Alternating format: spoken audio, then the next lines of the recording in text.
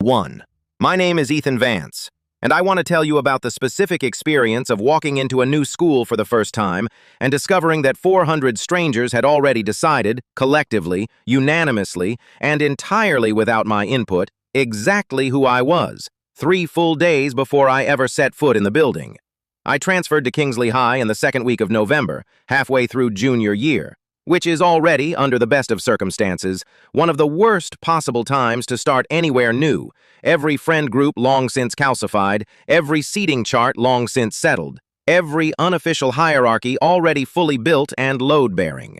But I want to be clear that what happened to me wasn't the ordinary, garden-variety awkwardness of being the new kid nobody quite knows how to place yet.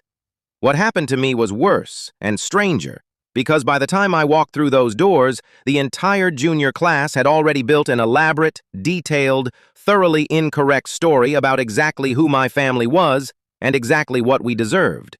And I spent my very first morning discovering that story exists, whether or not you ever get a chance to argue with it. It started, as these things always seem to, with a name. Vance isn't a particularly rare last name, but it turned out to be rare enough and recent enough in the local news cycle that the moment my transfer paperwork crossed a school secretary's desk, someone put it together.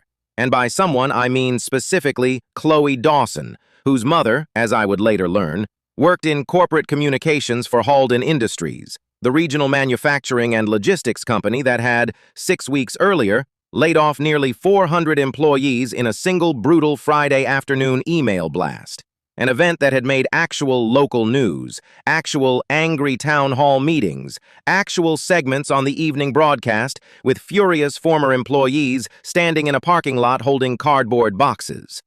My father, Arthur Vance, had been one of those 400 people.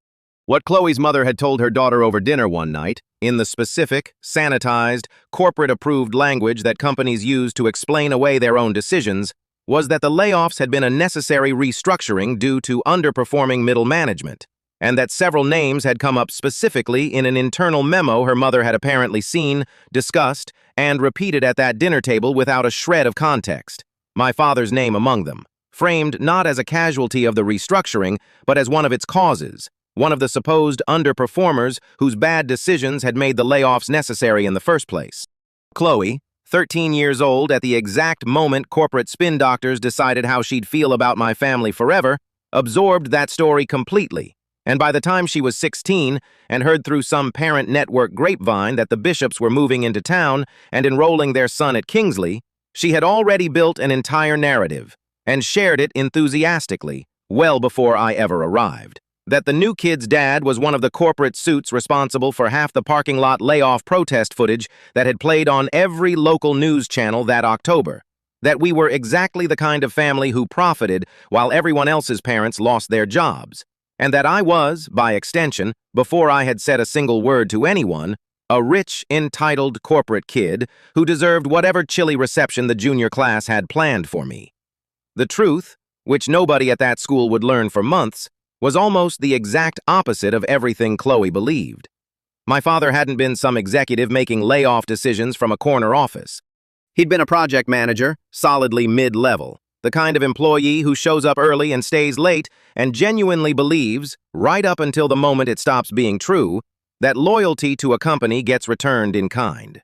He'd actually pushed back, hard, in meetings he later described to my mother in a voice I'd never heard him use before, quiet and shaking with an anger he almost never let show, against exactly the restructuring plan that eventually cost him his job, arguing that the numbers didn't justify it, that there were better ways to cut costs that didn't involve gutting an entire regional workforce 2 weeks before the holidays. He lost that argument. And then, in the specific, ugly irony that corporate restructurings seem to specialize in, he lost his job in the very first wave of cuts, while the executives who'd actually made the decision he'd argued against kept their offices, their bonuses, and their carefully worded press statements about difficult but necessary choices. I remember the actual moving day itself with a specificity that surprises me, given how much of that entire year has softened at the edges in my memory since. My father standing in the empty living room of our old house, the one with the good light and the built-in bookshelves he'd installed himself the summer I turned 10, running his hand along an empty wall like he was saying goodbye to it personally. while movers he'd hired specifically because they were the cheapest available option carried out furniture that had, until 6 weeks earlier, simply been the permanent, unremarkable backdrop of our entire family's life. My mother handled the packing with a brisk, determined efficiency that I understand now, as an adult, was almost certainly a coping mechanism rather than genuine calm. Labeling boxes in careful marker, deciding with visible difficulty which pieces of furniture would actually fit in the smaller rental and which would go into storage or simply get sold.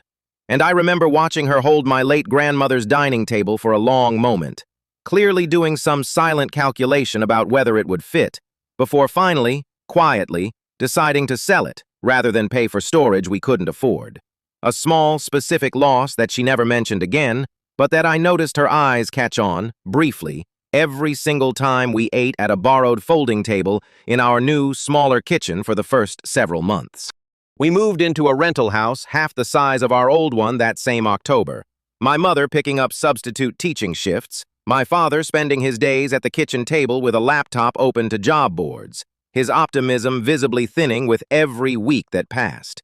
And it was into that household, quietly falling apart at the exact moment everyone at my new school had decided I was some kind of privileged corporate villain, that I walked every single afternoon after a full day of being treated like exactly the opposite of who I actually was. My first morning at Kingsley High started, ironically, with genuine hope. I'd picked out my nicest shirt, the one nice shirt I still owned from our old life. A habit I hadn't yet broken of dressing for the version of myself that used to exist before October, and I walked into first period, an 11th grade history class taught by a broad, easygoing man named Mr. Sterling, feeling something almost like optimism, the specific, fragile optimism of a kid who has decided that a new school might mean a chance to just be a normal person again instead of the kid whose dad lost his job. That optimism lasted exactly as long as it took Mr. Sterling to read my name off the transfer roster and gesture toward an open seat. I felt it before I understood it, a ripple moving through the room, heads turning, a girl in the third row leaning over to whisper something to her neighbor while looking directly at me. And by the time I sat down, I understood, without anyone saying a single word to my face, that something about my arrival had already been decided in advance. My gym teacher that first day, a brisk, no-nonsense woman named Coach Jenkins, who ran roll call like a drill sergeant, was the first adult to inadvertently make things worse without any awareness she was doing it, reading my name off her roster and saying cheerfully, "Oh, the new transfer, welcome," and half the class snickering in a way she clearly registered but couldn't quite place. And my math teacher that same afternoon, a distracted, kindly older man named Mr. Adler who barely looked up from his gradebook, assigned me a lab partner for an upcoming unit with such total obliviousness to the social minefield he'd just walked me into that the girl in question actually raised her hand to specifically request a different partner, an incident Mr. Adler handled by simply shrugging and reassigning me to work alone rather than asking any actual questions about why, which somehow stung worse than if he'd made a scene about it. The whispering followed me through the whole morning, a low, constant hum just at the edge of my hearing, fragments drifting past clear enough to catch. "That's the Vance kid. Isn't that the guy whose dad? Did you hear about the layoffs? My uncle got cut in October because of people like that." And by lunchtime, walking into a cafeteria the size of an airplane hangar holding a tray I had no idea where to put, I understood the full shape of it.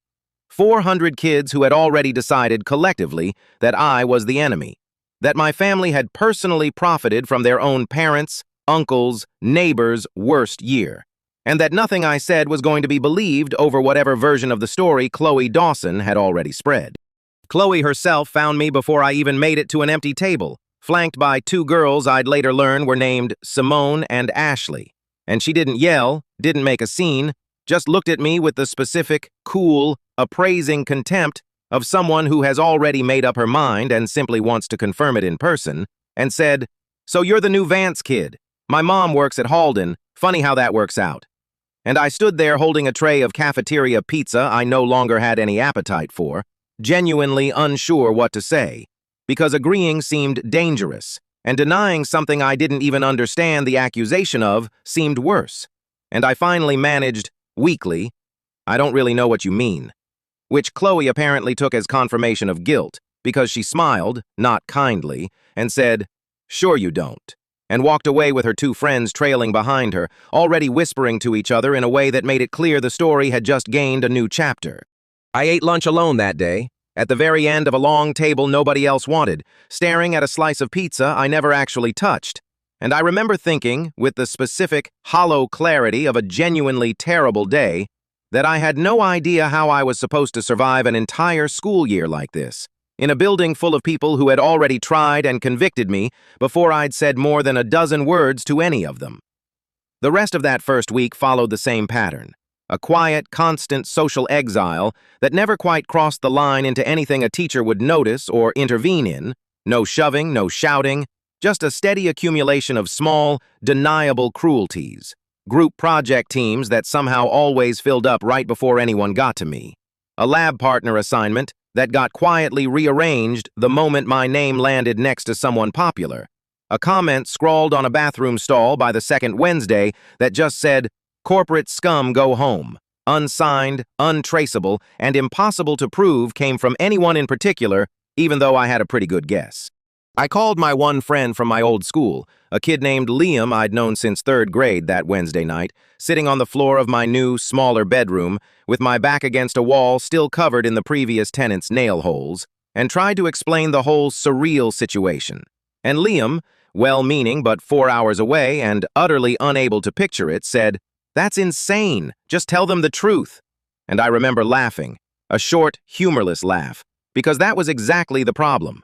I had tried, quietly a few times, to correct the record, and it hadn't mattered even slightly, because the story Chloe had built was more emotionally satisfying than the truth, and true stories rarely win against satisfying ones on their first attempt.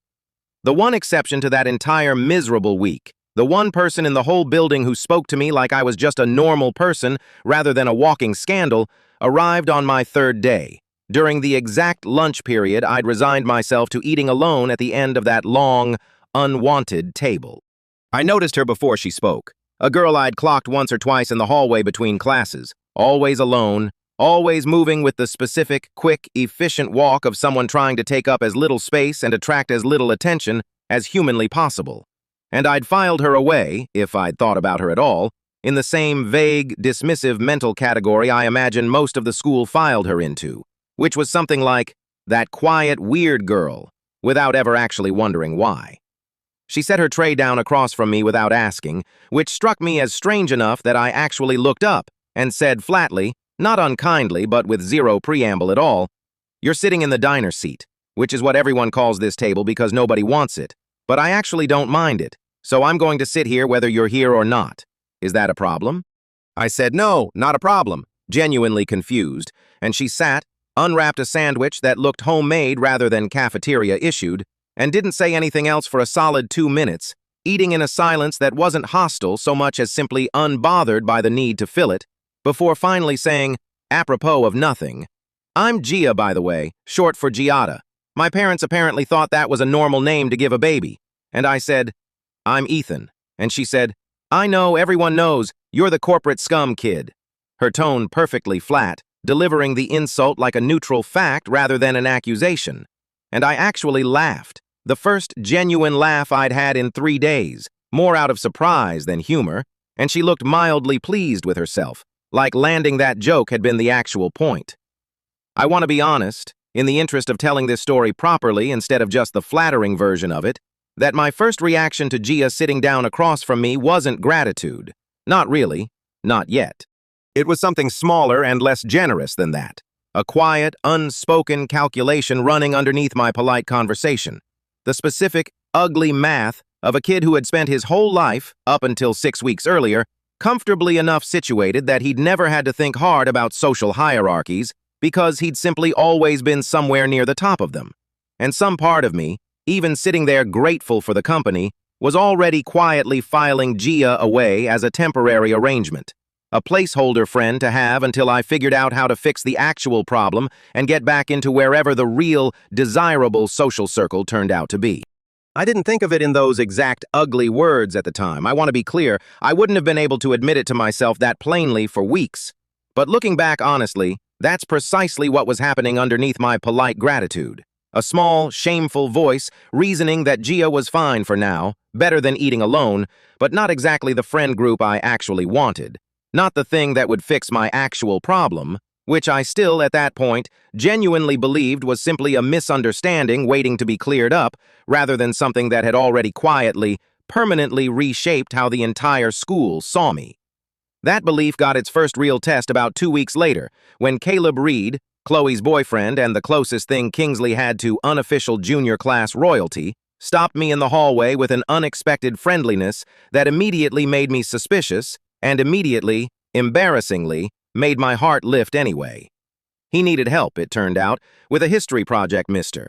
Sterling had assigned a group presentation on regional economic history that had apparently landed, through pure scheduling coincidence, in a unit covering local manufacturing and labor trends. And someone, probably Mr. Sterling himself, without any awareness of the social minefield he was creating, had put me in Caleb's group specifically because I'd mentioned, on my very first day, that my father used to work in logistics. Caleb, faced with an actual grade at stake, discovered that having the corporate scum kid on his team might be useful rather than embarrassing.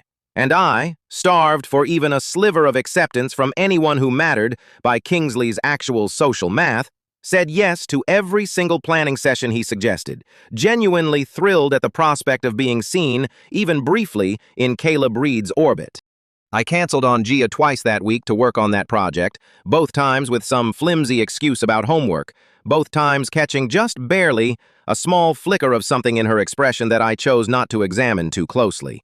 And the second time, meeting Caleb and 2 other guys from the group at his house instead of eating lunch with her like we'd started doing most days. I remember feeling a genuine, guilty little thrill at texting her, "I can't today, sorry, something came up," as though sitting with 3 guys who tolerated me only for a group project grade was somehow a promotion from sitting with the one person who'd actually chosen my company for no reason at all. I found out where Gia actually lived, and what her family actually did, almost by accident, on a Saturday in early December when my mother, trying to economize on a grocery budget that had gotten noticeably tighter, sent me out to pick up a cheap dinner from a place she'd heard was good and affordable, a small diner downtown called Rossi's, wedged between a shuttered video store and a dry cleaner, the kind of place with a hand-painted sign and a window full of taped-up flyers for a Little League team and a lost cat. I walked in expecting nothing in particular and found Gia herself behind the counter, wearing an apron over her regular clothes, ringing up an order for an elderly regular with the easy, practiced warmth of someone who'd been doing this since she was old enough to reach the register. An entirely different Gia than the flat, deadpan girl who sat across from me at lunch.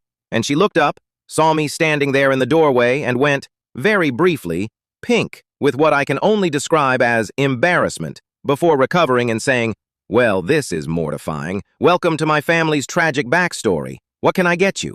I ordered, sat at a small table near the window while she finished her shift, and when she finally came to sit across from me on her break, I asked, genuinely curious, how long her family had run the place. And something in her expression shifted, a careful, guarded quality replacing the easy, deadpan humor I'd gotten used to. And she said, "My whole life. My dad opened it before I was born, and then, after a pause long enough that I almost changed the subject, she added, "We almost lost it 2 years ago, actually, which is maybe the first time I've told anyone at school that on purpose." She told me the whole thing that afternoon, in the same flat, matter-of-fact voice she used for everything, though I noticed, watching her closely, the specific tightness around her eyes that suggested the flatness was doing some real work to hold something back. A county health inspector named Victor Thorne had come through 2 years earlier, and had made it clear, in ways careful enough to never quite be provable, that a passing inspection score would require a certain envelope changing hands under the table, an arrangement, Gia said, that other businesses on that same block had apparently been quietly paying into for years without anyone raising a fuss, but which her father, Marco Rossi, a proud, stubborn man who'd built that diner from nothing over 2 decades, refused outright on principle. Loudly enough that Thorne heard him say it in front of 2 employees. Gia explained, once I got to know Marco well enough myself to understand it firsthand, that his stubbornness on that specific point traced back to his own father, an immigrant who'd opened a small grocery decades earlier and lost it, in part, to exactly the kind of quiet, accepted corruption that greased so many small local business dealings back then. And Marco had grown up watching his father grind through humiliating compromises just to keep the lights on, promising himself, long before he ever opened Rossi's, that he'd rather lose everything honestly than keep it dishonestly. A principle he held to so completely that even facing the actual loss of his life's work, he told Gia once, he never seriously considered just paying Thorne the money and making the whole problem quietly disappear the way plenty of his neighbors had. Hearing that story months into working at the diner myself helped me understand something about both Marco and Gia that went a long way toward explaining why she'd sat down at my table that very first week without a second thought. That the entire Rossi family operated on a specific, inherited conviction that doing the right thing costs something real, sometimes everything, and that paying that cost anyway was simply what the people in that family did, generation after generation, whether or not anyone ever noticed or thanked them for it. 2 weeks later, the diner failed its inspection on a list of violations Gia insisted, and I believed her instantly, simply weren't real. Devastated rodent activity nobody else had ever seen a trace of, expired dates on containers that had been thrown out that same morning, and the county posted the failing grade in the window the same day, right as a food blogger with a modest but locally influential following happened to walk past, snap a photo of the ugly red F sticker, and post it with a caption about avoiding Rossi's at all costs. A post that spread through the small town's social circles with exactly the same speed and exactly the same unearned confidence that Chloe's story about my father had spread through Kingsley High. Business, Gia told me, dropped by more than half within a month. Regulars quietly switching to the sandwich place 2 blocks over. Her father spending nights at the kitchen table doing math that never came out right. Exactly the specific tableau I recognized instantly from my own house that same fall. And it took nearly 4 months, an appeal, a lawyer they genuinely couldn't afford, and, eventually, an unrelated corruption investigation into Thorne's dealings with 2 other businesses that finally exposed the whole pattern, for the county to quietly reverse the citation, fire Thorne, and issue a correction that almost nobody who'd seen the original red F sticker ever actually noticed, because corrections never travel as far or as fast as accusations do. I asked her once she'd finished the same question I'd apparently been circling around since that very first lunch table conversation. Why she'd sat down across from me that day, a stranger with an entire school's worth of hostility already pointed at him, and she looked at me for a long moment, weighing something before saying quietly, "I watched you walk into that cafeteria your first day, and I recognized the exact look on your face, the one where you're trying so hard to seem like none of it's landing. And I've worn that exact look myself for months, and nobody sat with me back then, and I remember exactly how much that silence cost. So I wasn't going to just watch it happen to somebody else and do nothing, even if I didn't actually know you yet, even if you turned out to be a jerk, which," she added deadpan, "the jury's honestly still out on some days." I sat there in that small diner, surrounded by the specific warm, greasy smell of a kitchen that had survived something it probably shouldn't have, feeling a complicated mixture of gratitude and fresh, sharp shame. Because I understood, hearing her story laid out so plainly, exactly how much more it had cost her to reach out to me than I'd ever bothered to appreciate, and exactly how thoughtlessly I'd been treating that reaching out ever since, as some kind of consolation prize, rather than the deliberate, hard-won act of empathy it actually was.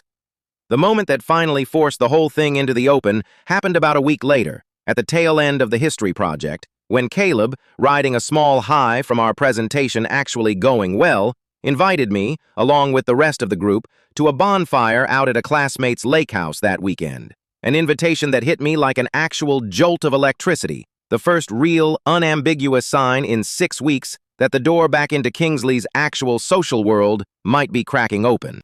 I said yes immediately, and I want to be honest about the specific, quiet calculation that ran underneath that immediate yes, because it matters more than I gave it credit for at the time. A small, ugly voice in my head reasoning that Gia would understand, that Gia always understood, that Gia wasn't the kind of friend you had to manage carefully because she'd simply absorb whatever inconvenience you handed her without complaint, an assumption I hadn't examined closely enough to notice how deeply unfair it actually was. treating her patience as a resource to be spent rather than a kindness to be earned and re-earned. Walking to my next class right after saying yes, still buzzing, I ran directly into Gia at her locker and told her about it before I'd fully considered how it would sound, and watched her face do something careful and controlled, and she said evenly, "That's great, sounds fun." And I, oblivious in the specific way only genuine excitement can make a person oblivious, said, "Yeah, I know it's random, but I feel like maybe this is finally the thing that turns things around." And she said quietly, still evenly, "So, I guess I'll see you Monday then," and walked off before I registered what I'd actually just implied, that an invitation from people who'd ignored me for 6 weeks mattered more to me than the person who'd shown up for me every single one of those 6 weeks, without exception. The bonfire itself, when Saturday came, was a genuinely miserable experience dressed up as a good time. Caleb and his friends perfectly pleasant to my face, but visibly, unmistakably still treating me as an interesting curiosity rather than an actual friend. Chloe herself never once speaking directly to me the entire night, despite standing within 10 feet of me for a solid hour. And I drove home around 11, feeling hollow in a way that had nothing to do with the cold.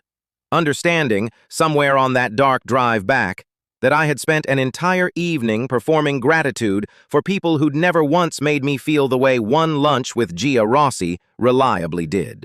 I texted her that night, something small and stupid, just this bonfire was actually pretty boring, wish you'd been there, and she didn't respond.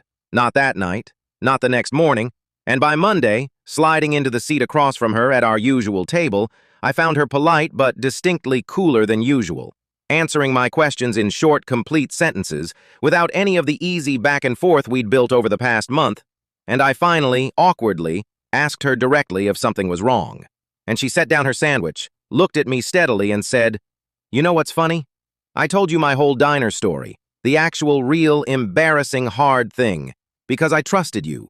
And less than a week later you ditched me the second some guy who's ignored you for a month and a half decided you might be worth 30 minutes of his time.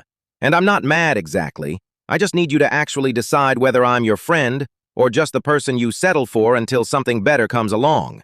Because I can't keep doing this if it's the second one." I sat there for a long moment feeling the specific, deserved sting of being seen accurately by someone I'd been quietly underestimating, and I made myself actually say the thing properly instead of offering some quick, easy sorry that would let both of us move past it without me really learning anything. And I said, "You're right, and it's worse than you even said, because I've been treating you like a placeholder since the day you sat down. Like you were the consolation prize, while I figured out how to get back the kind of friends I used to have. And that's genuinely awful of me, especially knowing everything you actually went through, and knowing you chose to sit with me anyway, knowing exactly how much it might cost you socially. And I don't have a good excuse. I just have an apology, and a promise that I'm going to actually earn back whatever trust I just spent." Gia listened to the whole thing without interrupting, the same careful way she seemed to listen to everything, and when I finished, she was quiet for a moment, turning her water bottle slowly in her hands, before saying, "Thank you for actually naming it instead of just saying, 'Sorry you're upset.' That matters more than you probably realize." And then, after another pause, in a voice that had softened slightly, she said, "For what it's worth, I wasn't expecting you to be perfect. I've just spent enough of my life being someone's backup plan that I needed to know if that's what this was going to be." And I said, "It's not. Not anymore." And I meant it as completely as I've ever meant anything.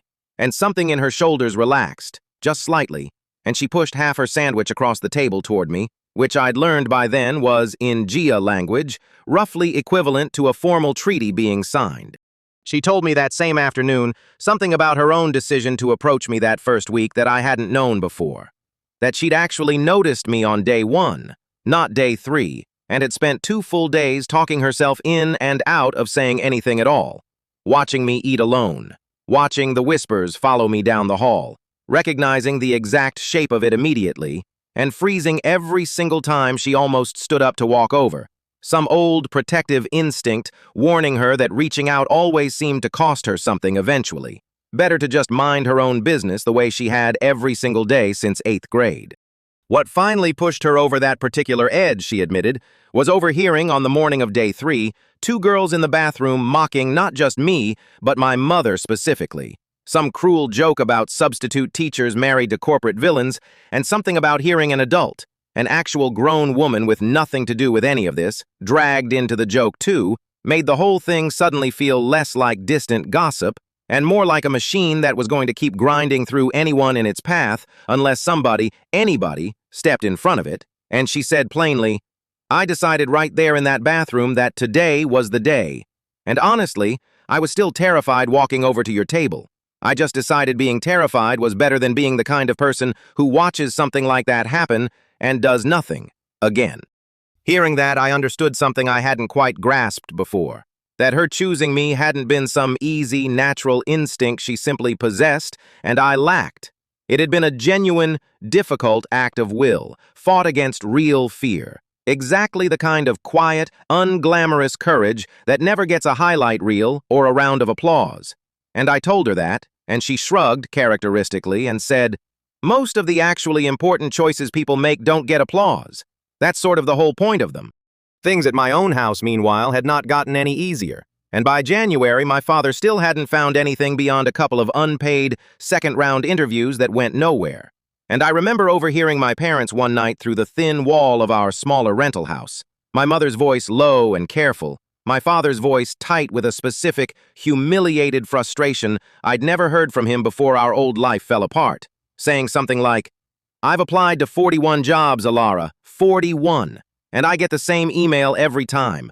We've decided to move forward with other candidates. Like I'm not even a real person anymore. Just a name that keeps getting rejected." There was one interview in particular, sometime in late January, that my father came home from looking so gray and hollowed out that even I, deliberately not paying close attention to spare us both the awkwardness, couldn't help but notice. And I later learned from my mother that the interviewer, midway through, had actually pulled up an old news article about the Halden layoffs on his own laptop, turned the screen toward my father, and asked him point blank to explain his side of what had happened. A question my father answered honestly and thoroughly, only to receive 3 days later the same generic rejection email as every other application. No explanation, no acknowledgement of anything he'd said, just, "We've decided to move forward with other candidates." And my mother told me quietly that he'd sat in the car in our driveway for almost 20 minutes after reading that email before he could make himself come inside and pretend the day had been fine. I found him out there that evening, actually, having noticed the car still idling in the driveway longer than usual, and I didn't say anything at first, just opened the passenger door and sat down next to him in the quiet dark of the garage. And after a long moment, he said, without looking at me, "I'm sorry you have to watch this. Watch me like this." And I told him honestly that I didn't need him to have all the answers right now.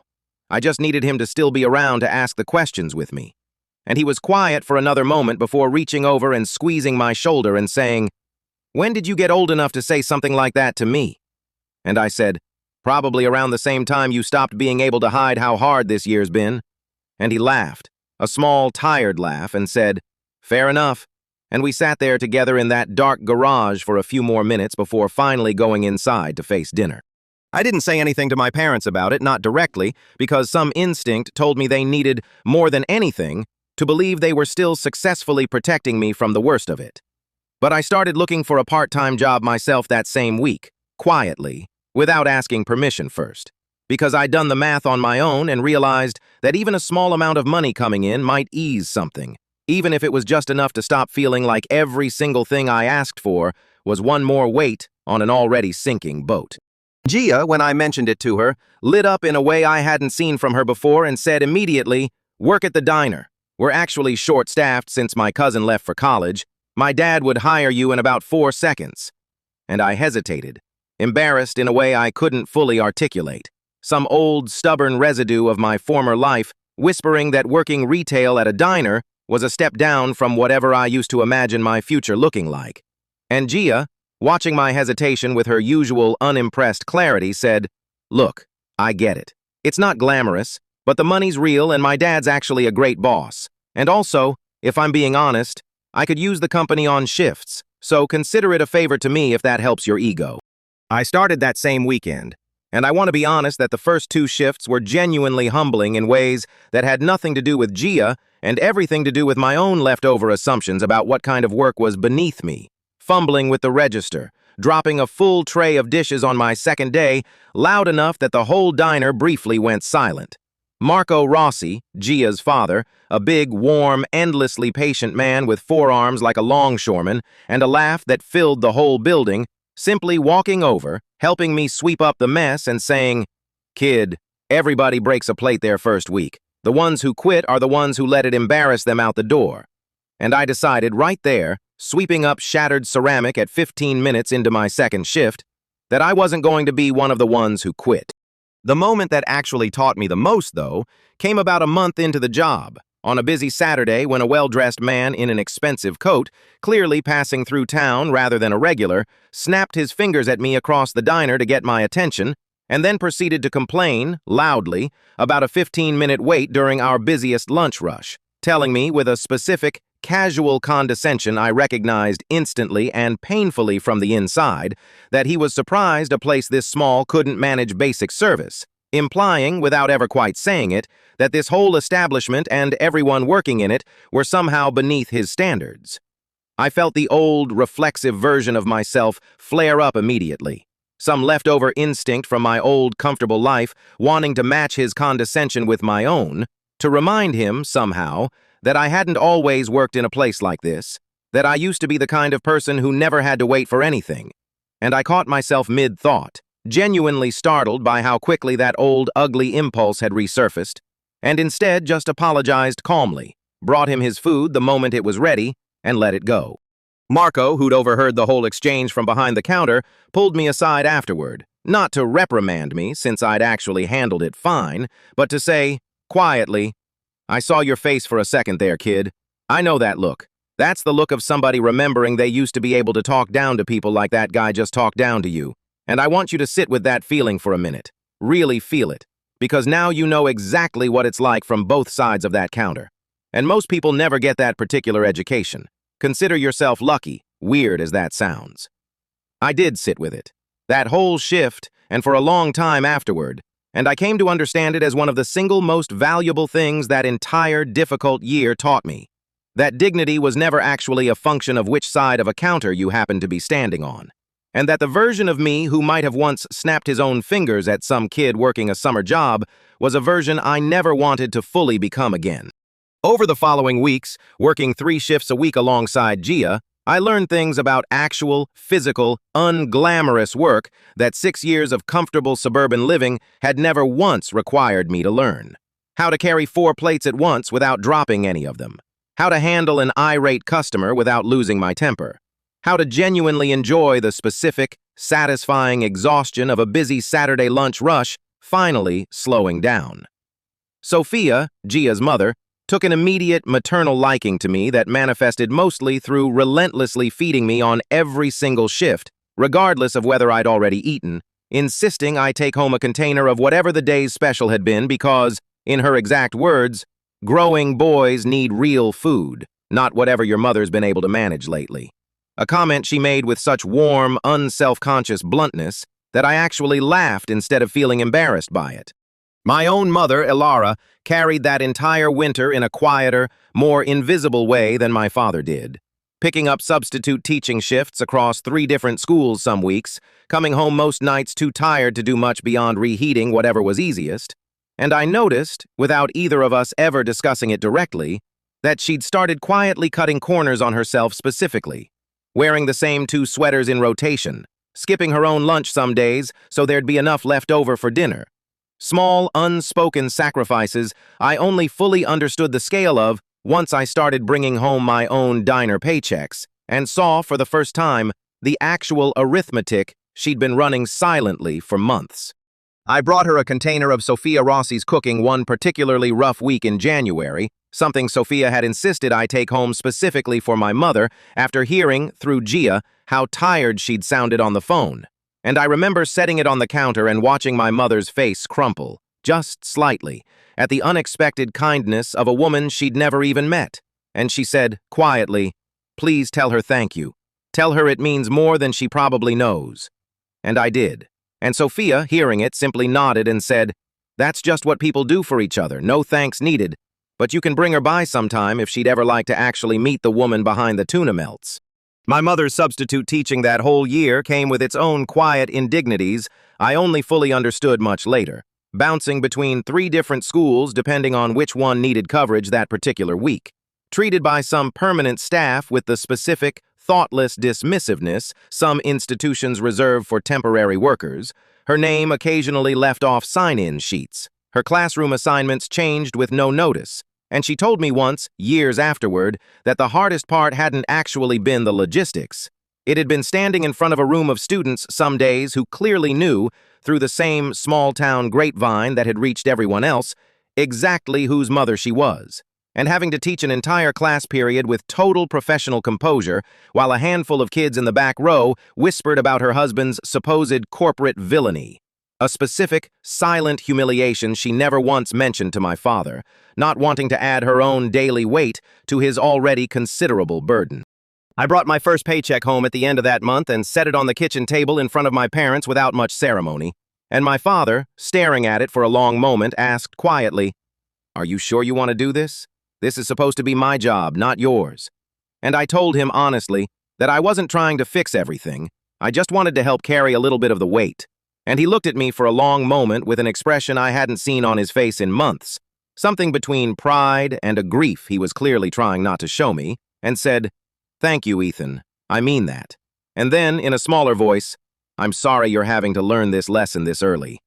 And I told him, and meant it, that I didn't think of it as a lesson I resented learning, that Marco Rossi had taught me more about actual character in 6 weeks of washing dishes than 4 years of my old private school ever had.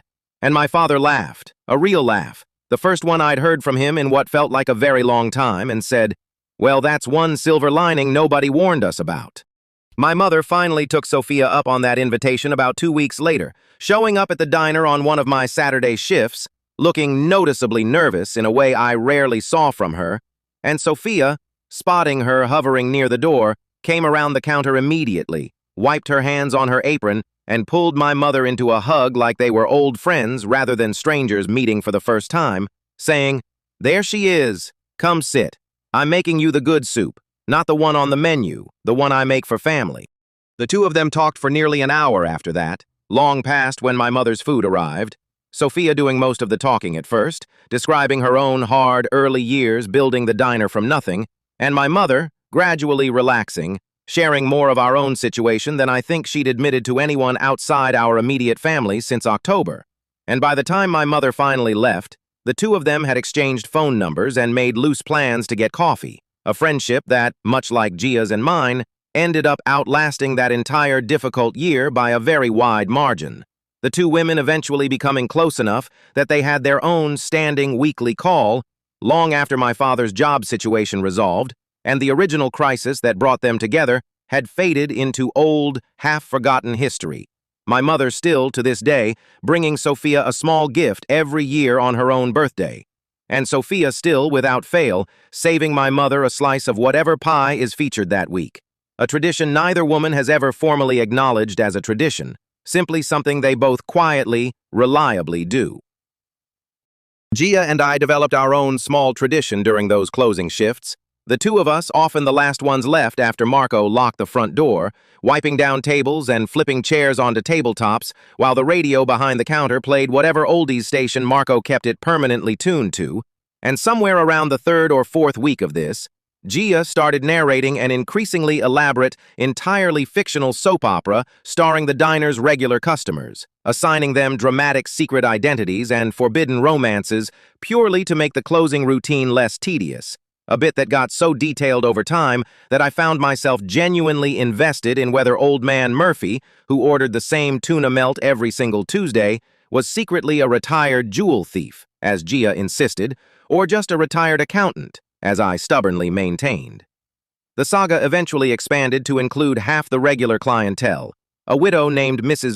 Vega, whose enormous ever-changing hat collection Gia insisted was clearly a cover for smuggling, cast as Old Man Murphy's secret rival in international jewel smuggling, and a quiet trucker who came through every other Thursday, assigned the role of an undercover federal agent, slowly closing in on the whole operation. A mythology so elaborate by spring that Gia started keeping actual handwritten notes on continuity in a battered spiral notebook she stashed behind the register, insisting, with total seriousness, that good fiction required proper record-keeping. And one particularly slow Tuesday, she made me quiz her on established plot points like she was defending a thesis, correctly identifying, without hesitation, that Mrs. Vega's supposed emerald had actually been swapped for a fake 3 storylines ago, a detail I had, embarrassingly, entirely forgotten. Those closing shifts, more than the lunch table conversations, more even than the actual apology that had cleared the air between us, became the place our friendship actually solidified into something I stopped needing to think about or manage, something that simply existed, easy and reliable. The exact opposite of every calculated, anxious social maneuver I'd spent my first 6 weeks at Kingsley performing for people who barely tolerated my presence. The single busiest shift of that entire winter landed on the Saturday before Christmas. The diner absolutely slammed with holiday shoppers and families in from out of town. Marco working the grill at a pace that genuinely impressed me. Sophia running the floor like a general commanding troops, and Gia and I doing our best to keep up amid a chaos of overlapping orders. And at the height of it, a full tray I was carrying tilted dangerously, and Gia, passing behind me at exactly the right moment, caught it without even looking, one hand shooting out on pure instinct, saving an entire order of milkshakes from disaster, and kept walking without breaking stride, calling back over her shoulder, "You owe me, Vance," and I called after her, "Add it to my tab." And Marco, watching the whole thing from the grill, hollered, "That's the fastest save I've seen all year. Somebody give that girl a raise," prompting Sophia to shout back that she'd been asking for exactly that for 2 months already. The lowest point of that entire winter arrived in February, at an assembly the school held to kick off its annual charity food drive, an event that, in the specific, unfortunate way small towns sometimes collide with their own recent history, had chosen that year's beneficiary as a local relief fund set up specifically for families affected by the Halden Industries layoffs. A genuinely well-intentioned initiative that landed on me like a slow-motion catastrophe the moment Mr. Sterling, standing at the podium, mentioned it was being organized in part by several students whose own families had been directly impacted that fall.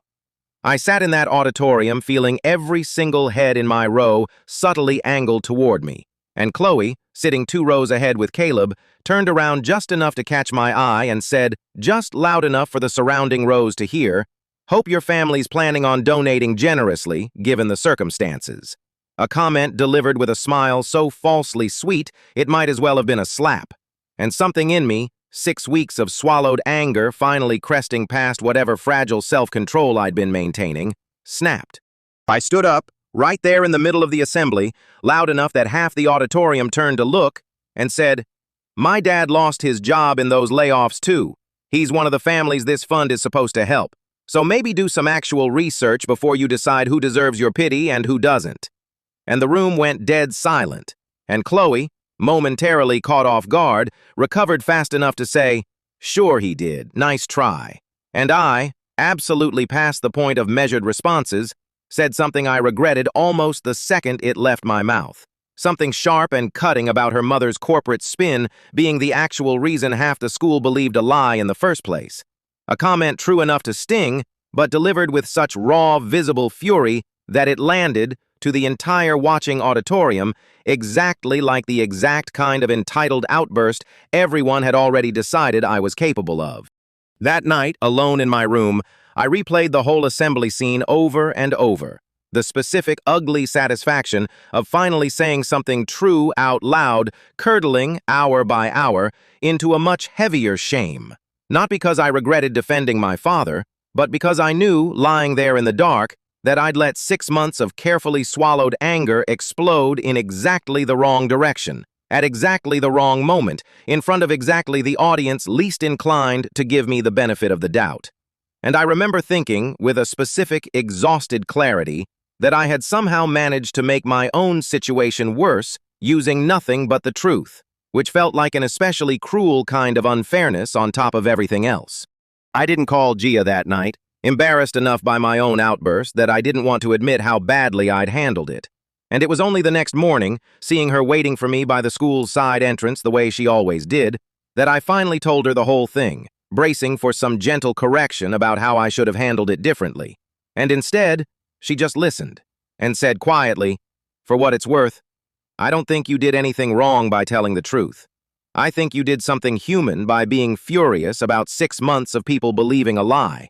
Those aren't the same mistake, and I appreciated that distinction more than I could properly articulate at the time." I got called to the office that same afternoon, not in serious trouble exactly, Principal Moreau mostly just wanting to understand what had happened, but the damage among my classmates was immediate and, for a few days, genuinely worse than anything that had come before. Because now the story wasn't just that I was corporate scum, it was that I was corporate scum with a temper, unstable, the kind of kid who might snap at anyone at any moment. And I noticed, over the following week, a few of the small, tentative gestures of neutrality I'd slowly earned since November. A nod in the hallway, a borrowed pencil without comment, quietly evaporating again. Principal Moreau, to his credit, had actually referred me to the school counselor, Ms. Nkomo, as part of handling the assembly outburst, a meeting I walked into braced for another round of institutional caution, and instead found a calm, unhurried woman who spent most of our first session simply asking questions rather than issuing judgments. What's actually been going on at home? How long have you been carrying this by yourself? Who do you actually talk to about any of it?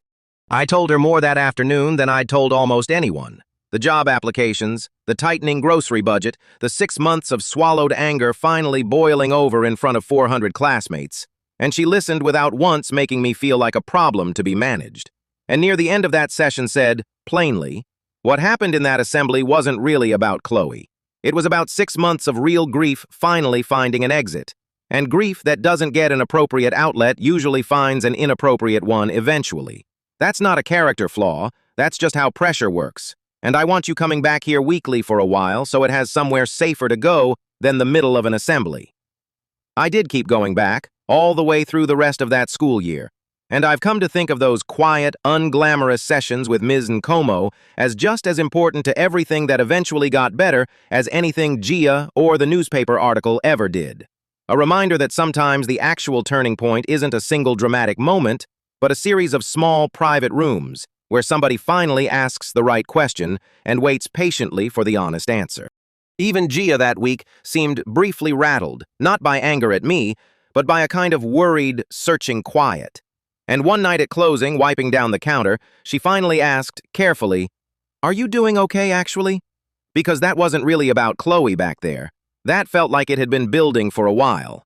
And I admitted, for the first time out loud to anyone, how exhausted I actually was. Not just of the rumors, but of watching my father apply to job after job and get rejected, of watching my mother pretend everything was fine while substitute teaching 4 days a week, of 6 months of holding myself together so nobody would see exactly how close to breaking I actually was. And Gia listened to all of it. And when I finished, she didn't offer some easy reassurance. She just said quietly, "That sounds like it's been a genuinely brutal year, and you're allowed to actually be as tired as you are. You don't have to perform being fine for me, of all people."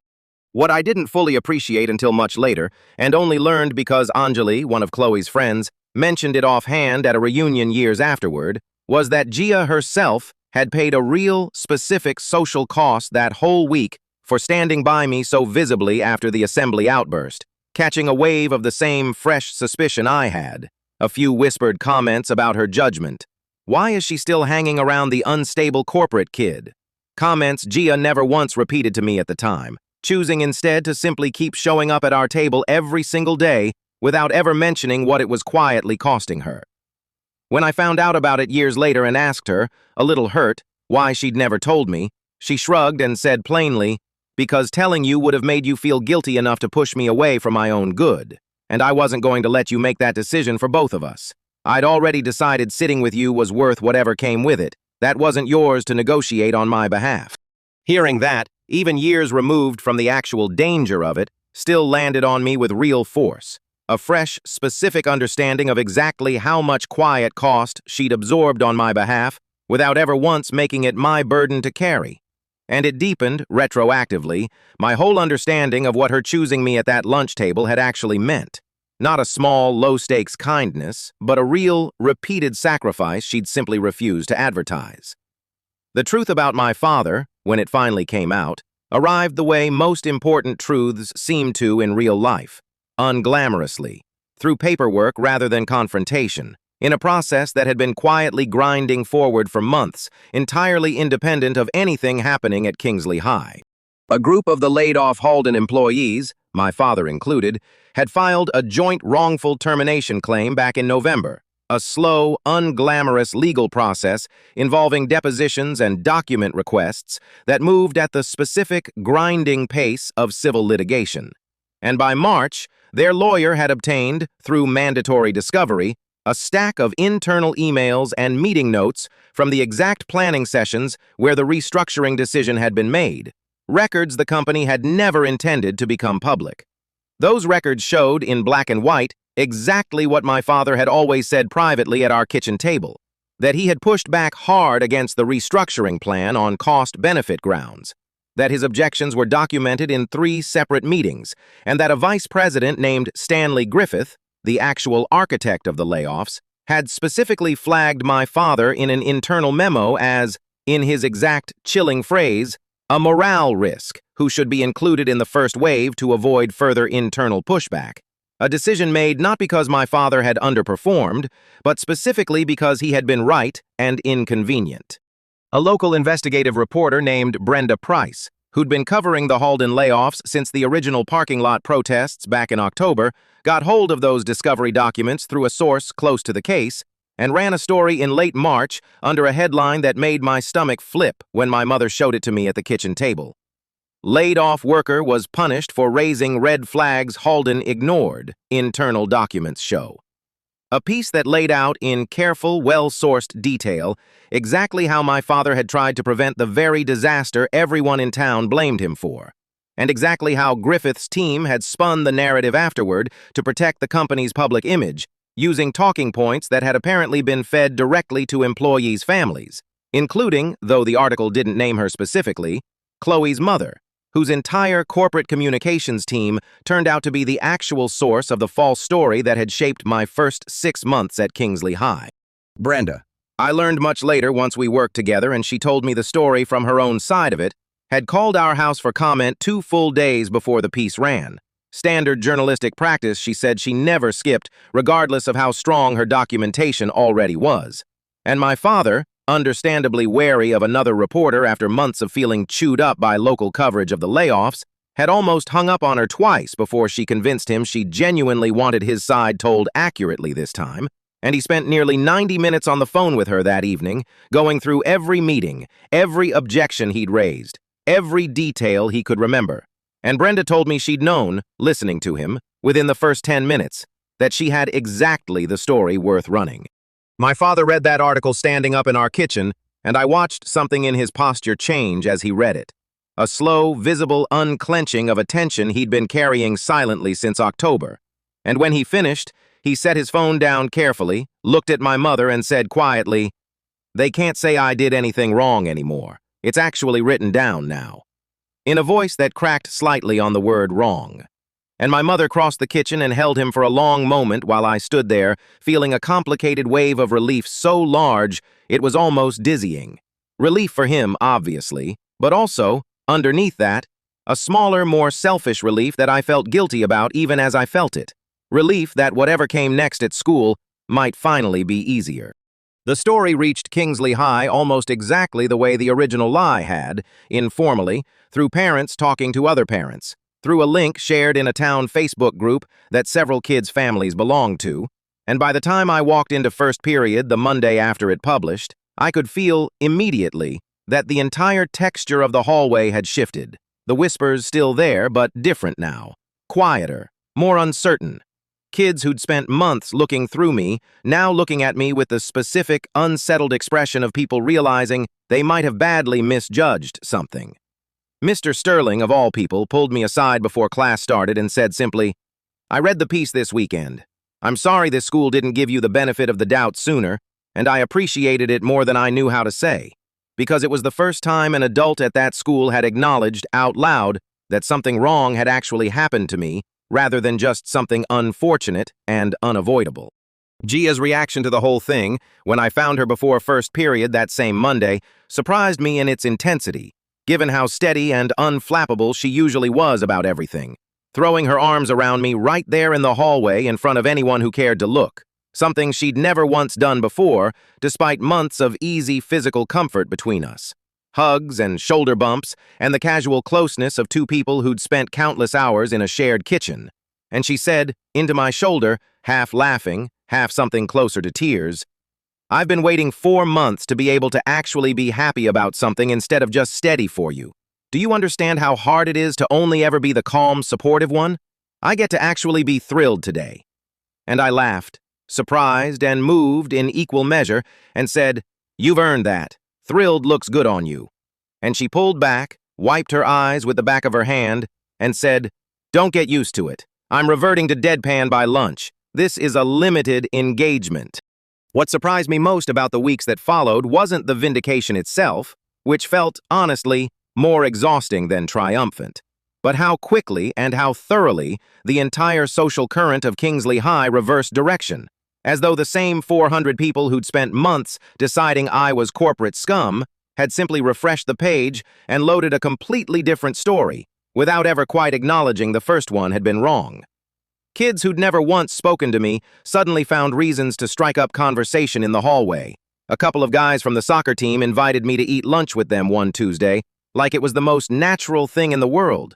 And even the group project text thread with Caleb's crowd, long dormant since our presentation ended in December, suddenly lit up again with a friendly, unprompted message asking how I was holding up, a level of concern that would have meant everything to me back in November, and now mostly just made me feel a strange, hollow kind of vindication rather than joy. One specific classmate's reaction stuck with me more than the general thaw. A quiet, unremarkable kid named Desmond, who'd never once said a cruel word to me directly, but had also never once said a kind one either. Simply part of the general silent majority who'd let the rumor stand unchallenged for months. And he found me at my locker the week the article ran, looking genuinely uncomfortable, and said, "I just wanted to say I'm sorry I never actually said anything to you this whole year. I didn't believe half of what people were saying, but I also didn't want the attention that came with defending you. And that's on me." And I appreciated the honesty of that admission more than I expected to, because it named something true about that entire 6-month stretch that Chloe's more dramatic apology hadn't quite captured. That the loudest cruelty had come from a small handful of people, but the actual isolation, the 6 months of eating at an empty table, had been built and maintained by dozens of quiet Desmonds who simply hadn't wanted the social cost of speaking up. And I told him honestly that I appreciated him saying so now, and that I hoped, next time, he'd find the nerve a little sooner. And he nodded and said, "Yeah, me too. I think about that a lot, actually." Chloe Dawson took the longest to actually approach me directly, which I understood, given that she had the most to personally account for. But she finally did, about 2 weeks after the article ran, catching me at my own locker with an expression I'd never seen on her before, something almost sheepish. I want to be clear that her apology didn't arrive out of nowhere. It was the visible endpoint of something that had actually been building quietly for weeks before she ever worked up the nerve to say it to my face. Small signs I only pieced together afterward. Anjali mentioning that Chloe had gone unusually quiet during lunch conversations once the article started circulating, that she'd started asking pointed, uncomfortable questions of her own mother at home, that she'd spent an entire study hall rereading the piece 3 separate times, according to a friend sitting near her, visibly working through something she clearly hadn't expected to have to reckon with. She'd also, I later learned, quietly reached out to Ms. Nakomo on her own initiative nearly a week before ever approaching me, asking, somewhat desperately according to Ms. Nakomo's careful, professionally vague description of the conversation, how a person actually goes about fixing something this big when an apology alone felt insufficient.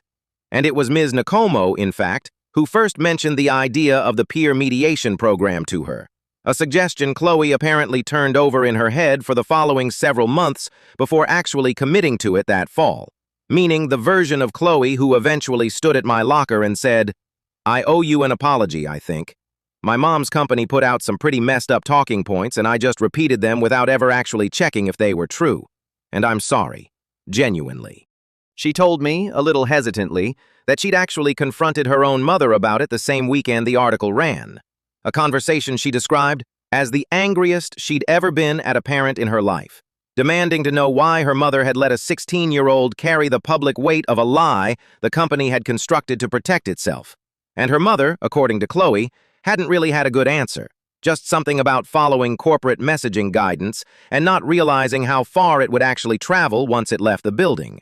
An explanation Chloe said she found genuinely pathetic once she heard it laid out that plainly. Chloe's parents' own marriage, already strained before any of this happened, didn't survive that particular year either, her mother eventually moving 2 states away for a different job in a much smaller company. And Chloe told me once, years later, with the specific, complicated honesty of someone who no longer needed to protect a parent's image, that some part of her had actually felt relieved once her mother left. Relieved to stop living in the same house as a daily reminder of the specific lie that had once cost her a friendship she was only beginning to understand she genuinely wanted. Chloe's mother, I later learned through the same slow, small-town grapevine that seemed to carry every piece of this story eventually, left her position at Halden not long after, whether pushed or simply unable to keep working somewhere she'd been asked to spin a lie that convincingly. And Chloe told me she didn't know all the details and hadn't wanted to ask too many questions, that some of it was still uncomfortable territory between her and her mother even years later. And I told her honestly that I appreciated her telling me even that much, that it couldn't have been an easy conversation to have with a parent at 16. And then, after a beat, added, "A group of us are doing a bonfire again this weekend, out at the same lake house if you wanted to come. No pressure, just, we'd actually like you there this time." I stood there for a moment looking at her, feeling the specific vertigo of being offered finally, freely, the exact thing I had wanted so badly back in November that I'd been willing to ditch the one person who'd actually shown up for me just for a taste of it. And I realized, standing at that locker, that some part of me had spent months imagining this exact moment as the finish line, the thing that would make the whole miserable year retroactively worth it. And now that it had actually arrived, it felt strangely, quietly hollow. Because the version of me who wanted that invitation more than anything had been a version I'd already spent real effort growing out of. The actual moment that mattered, though, the one I think about more than the locker conversation, happened 3 days later, in the cafeteria, in front of basically the entire junior class, which felt, in hindsight, like exactly the right venue for it, since the entire junior class had been the audience for every single humiliation that came before. I was walking in with my tray, heading automatically toward the table Gia and I had claimed as our own since November, when Caleb called out across the room, loud enough that half the cafeteria turned to look, "Hey, Ethan, come sit with us, we saved you a seat," gesturing at an open spot at the exact table that had spent months treating me like a walking scandal. And I felt the whole room's attention swing toward me, waiting to see what I'd do. The specific, charged silence of a crowd sensing a genuinely significant social moment about to unfold. I looked at that open seat, at Chloe and Caleb, and the whole crowd that represented everything I'd wanted so badly back in November, and then I looked over at Gia, already sitting at our usual table, watching the whole exchange with her usual, careful, unreadable expression, clearly bracing herself. I realized with a fresh stab of guilt for the exact same thing to happen all over again. I said loud enough for the whole cafeteria to hear, "Thanks, but I'm good," and walked past Caleb's table entirely, past the stairs, past the specific hush that fell over that section of the room, and sat down across from Gia at our long, unwanted, wonderful table. And she looked at me for a long moment, something complicated moving behind her eyes, and said, quietly, "You didn't have to do that for a show." And I said, "I know. I'm not doing it for a show. I'm doing it because you're my actual friend, and they're just people who finally noticed I might be useful to know again. And there's a difference. And I learned that difference specifically because of you." The cafeteria took a moment to fully process what had just happened, a low murmur rolling through the room. And Chloe, to her credit, didn't seem offended so much as genuinely thoughtful, catching my eye across the room with an expression that looked almost like respect. And Caleb just shrugged and went back to his lunch. And Gia, watching the whole aftermath settle, finally cracked a small, genuine smile and said, "Well, old man Murphy would be proud. That was a very dramatic plot twist for a Tuesday." And I laughed, real and unguarded, and said, Don't worry, I'm sure he'll hear about it from his jewel thief associates by tomorrow. My father's own situation resolved itself within a month of that newspaper article running in a way that felt almost too neat to be real, though I've since learned that occasionally life does hand you a genuinely tidy ending. A regional logistics firm 2 towns over, whose owner had apparently read Brenda Price's piece and been struck by the specific detail of my father's documented objections to the Halden restructuring, reached out directly, skipping the usual mountain of rejected applications entirely, and offered him a project management role with, in his exact words during the phone call I watched my father take at our kitchen table, "We want people who tell us the truth, even when it's inconvenient." That's apparently a rarer skill than it should be. He started that new job in April, at a salary that let my parents finally exhale in a way I hadn't seen from either of them since October. And though we never did move back into a house the size of our old one, choosing, once the immediate crisis passed, to simply live a little more modestly than we used to on purpose, my father told me once, that spring, that he didn't actually miss the old house as much as he'd expected to, that losing it had taught him something about what actually mattered that he wasn't sure he'd ever have learned otherwise. A new student, a quiet sophomore named Leo Hayes, transferred into Kingsley that same spring, in the middle of his own parents' messy, locally gossiped about divorce, and I recognized the exact look on his face within about 4 seconds of seeing him standing alone at the edge of the cafeteria on his first day. The same specific, practiced blankness I'd worn myself back in November, and Gia, sitting across from me, caught me watching him and said simply, "Go ahead." And I walked over, introduced myself, and asked if he wanted to sit with us, and watched something in his shoulders loosen the exact way mine must have loosened months earlier at that same table. And Gia, when I brought him back over, greeted him by immediately launching into an update on the ongoing saga of Old Man Murphy's supposed jewel thief past, a bit that made absolutely no sense to Leo yet, but which he laughed at anyway, purely out of relief at being included in anything at all. I learned more of Leo's actual story over the following weeks, in the same slow, unhurried way most real backstories eventually surface. That his parents' divorce had gotten locally gossiped about, specifically because his father had left rather suddenly for a co-worker, a detail small towns apparently cannot resist discussing at length. And that Leo, caught in the middle of it, had spent months feeling like some combination of an embarrassment and an afterthought, his mother too consumed by her own grief and legal proceedings to notice how quietly he'd been struggling at his new school, his father too busy building a new life to check in more than sporadically. He told me one evening at the diner months into our friendship that the hardest part hadn't actually been the divorce itself. Kids survive divorces constantly. It was the specific isolation of feeling like his own pain was somehow less legitimate than everyone else's because at least nobody had directly wronged him the way, in his eyes, my family's public smearing had wronged me. A comparison I told him firmly he needed to stop making, because pain doesn't actually work on a competitive scale, and his hurt counted exactly as much as mine did. It just looked different from the outside.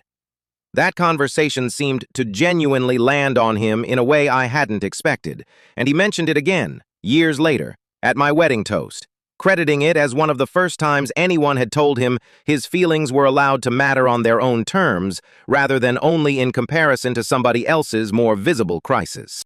Over the following weeks, watching Leo slowly relax into actual friendship with us, occasionally still catching that same wary, bracing look on his face whenever a group of kids walked past too loudly, I understood something about the whole shape of that entire year that I hadn't fully articulated to myself before, which was that the actual point was never getting revenge on Chloe, or even getting my father's name cleared, satisfying as both of those things eventually were. The actual point was learning exactly how much one small, deliberate act of inclusion is worth to somebody drowning, and then making sure I became someone who kept doing that on purpose, rather than someone who only remembered the lesson while I still needed it myself. Chloe Dawson and I never became close friends exactly, the 6 months of history between us too complicated to fully dissolve into easy warmth, but something genuine did grow in its place over the rest of that spring. A wary, honest respect that showed up in small ways, her actually listening when I talked in group discussions, instead of exchanging looks with Caleb, an unprompted apology she gave Gia, too, one afternoon in the school parking lot, admitting she'd never bothered to actually get to know her either, despite 3 years in the same grade, which Gia accepted with her usual flat, deadpan grace, telling her, "It's fine. Most people don't bother, but I appreciate you noticing eventually." By the time June arrived and junior year wound down, Leo Hayes had fully integrated into what had become a genuine, if slightly odd, friend group. The 4 of us, plus occasionally Marco Rossi himself on slow diner nights. And I remember sitting in a back booth on the last day of school, the diner nearly empty, Gia narrating a wildly elaborate conclusion to the Old Man Murphy saga that somehow involved a stolen emerald and a secret identity as a jazz musician, and thinking, with a quiet, settled contentment I hadn't expected to feel at any point during that brutal first semester, that I had ended up exactly nowhere near where 16-year-old me, sitting hopeful in Mr. Sterling's class on his very first morning, had imagined this year going, and that the actual destination had turned out to be so much better than the one I'd originally wanted. That summer, I kept working diner shifts alongside Gia, though with my father's new job easing the financial pressure at home, it stopped being strictly necessary and became something I did simply because I wanted to, which Marco Rossi noted with a satisfied nod the first week of June, saying, "Good. Now you're doing it for the right reason instead of the scared reason. There's a difference, and I could always tell." Gia and I spent a good chunk of that summer on our days off doing the specific, aimless, wonderful things teenagers do when a whole stretch of free time opens up in front of them. Driving to the reservoir 20 minutes out of town with Leo, and occasionally a noticeably more relaxed Chloe, who'd started tagging along by midsummer once the specific awkwardness of our history had worn down into something closer to easy familiarity. Spending long, sunburned afternoons doing absolutely nothing of consequence. And I remember thinking, floating on my back in that reservoir one particularly perfect July afternoon, that this was the first entire season since October that I hadn't spent constantly, quietly braced for the next bad thing to happen. One particular afternoon out there stands out clearly even now. Leo attempting, with tremendous enthusiasm and near total lack of coordination, to teach himself to skip flat stones across the reservoir's surface using a technique he'd apparently read about online, achieving, after nearly 40 attempts, a single triumphant double skip that sent him sprinting up and down the shoreline in celebration, while the rest of us cheered like he'd won an actual competition.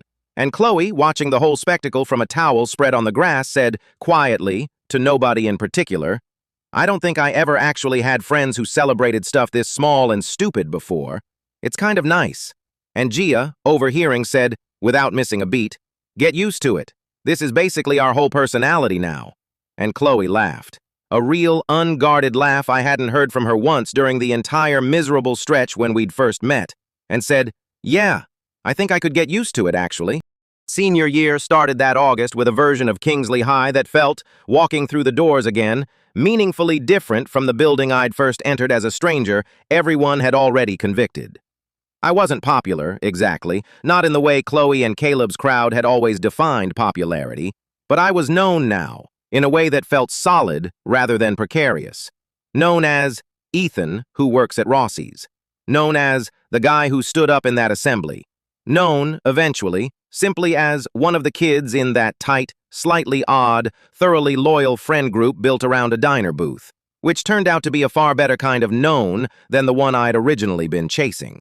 Leo, a year behind us, had grown noticeably more confident over that summer and the following fall, eventually working up the nerve to run for sophomore class treasurer, a decision he only reached after weeks of hesitation, initially convinced, he admitted to us one night at the diner, that nobody would take a vote for the quiet new kid seriously, a fear I recognized instantly and pushed back against hard, reminding him pointedly that I'd once believed something almost identical about an entire cafeteria and had been wrong about nearly all of it. He spent an entire week drafting and redrafting a single campaign speech in Gia's family kitchen, the 4 of us taking turns playing skeptical hecklers to help him practice thinking on his feet, Chloe, in particular, turning out to have a genuine gift for asking the exact kind of pointed, slightly unfair questions a real opponent's supporters might throw at him, a skill she attributed, half-joking, to years of practice being unfair to people for no good reason. And by the night before the actual forum, Leo could field even her nastiest hypothetical questions without flinching, All of that nervous preparation feeding into a level of earnest, hard-won enthusiasm that made all of us show up to support him at the actual candidate forum. Gia holding up a hand-drawn sign that just said, "Vote Leo." He actually knows what a spreadsheet is, unlike his opponent. A joke specific enough that only the four of us really got it. And when he won, by a genuinely comfortable margin, he found us afterward in the hallway and said, breathless, "I didn't think I could do something like that a year ago."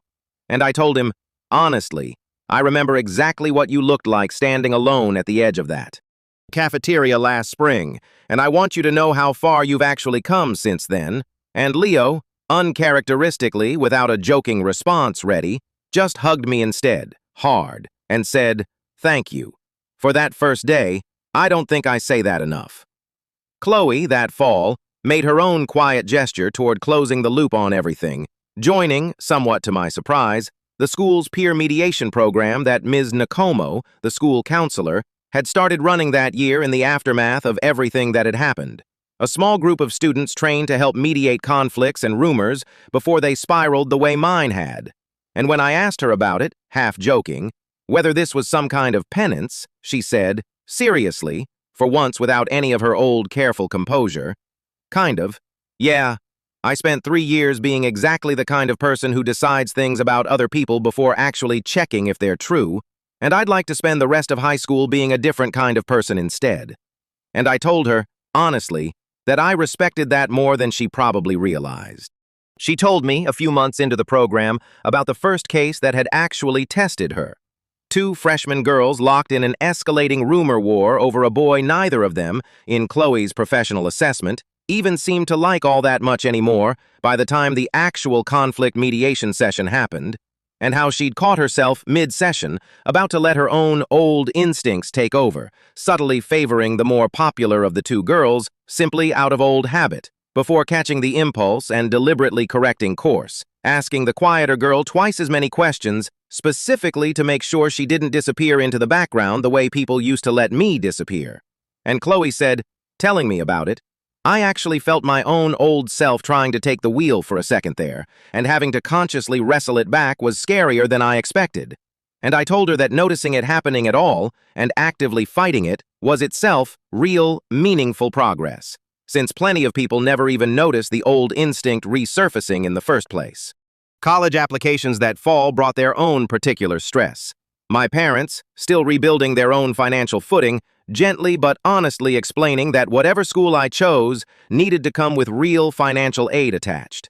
A conversation that a year earlier might have stung with old leftover embarrassment, but which I found myself handling with a kind of practical, unbothered calm that surprised even me. A specific, hard-won maturity that I traced directly back to a year spent learning that our family's actual worth had never had anything to do with a house's square footage in the first place. Gia, meanwhile, wrestled with a much harder decision, torn between a genuine excitement about studying business, specifically the kind of small business management that might let her someday take over Rossi's without it slowly draining her the way it had drained her father some years, and a quiet, persistent guilt about leaving Marco and Sophia short-staffed if she went away to school rather than attending the community college 20 minutes from home. I remember the exact conversation, late one night at the diner after closing, when she finally admitted the whole tangled knot of it out loud, staring at her own hands on the counter saying, "I don't know if wanting to leave makes me a bad daughter." And I told her, as gently and honestly as I could, that her parents had built that diner specifically so their kid could have choices they never got to have themselves, and that staying out of guilt, instead of genuine desire, would be its own kind of betrayal of everything they'd actually worked for. And Gia sat with that for a long moment before saying quietly, "When did you get so annoyingly wise?" And I said, "I had a really good teacher," gesturing vaguely at the whole diner around us. And she rolled her eyes, but she was smiling. That same night, after we'd closed up and were walking to our cars in the empty parking lot, she admitted something I hadn't expected, stopping under the flickering diner sign with her keys still in her hand, saying, "Can I tell you something kind of pathetic?" And I said, "Obviously." And she said, "I've been so focused on whether leaving for college makes me a bad daughter that I haven't let myself admit the actual scarier thing underneath that, which is that I'm terrified nobody at a bigger school is going to bother getting to know me the way you did. That I only get one Ethan-shaped miracle in an entire lifetime, and I already used it up. And I stood there in that parking lot feeling the specific weight of being trusted with a fear that vulnerable, and told her, honestly, that the exact qualities that made her worth getting to know in the first place, the bluntness, the loyalty, the ridiculous jewel thief mythology, weren't some fluke that only worked on me, they were just her, consistently, and that anyone who spent real time around her was going to find that exact same thing worth knowing, the same way I had. And she looked at me for a long moment under that buzzing sign and said, quietly, "I hope you're right about that," and I said, "I've been right about you since the day you sat down uninvited at my lunch table and told me you didn't care if I liked it, so I'm going to go ahead and trust my own track record here." Homecoming that October brought its own small, satisfying, full-circle moment when Leo, newly confident sophomore class treasurer, asked a girl from his own grade to the dance in a genuinely sweet, nervous gesture that the whole friend group helped him plan for a solid week beforehand.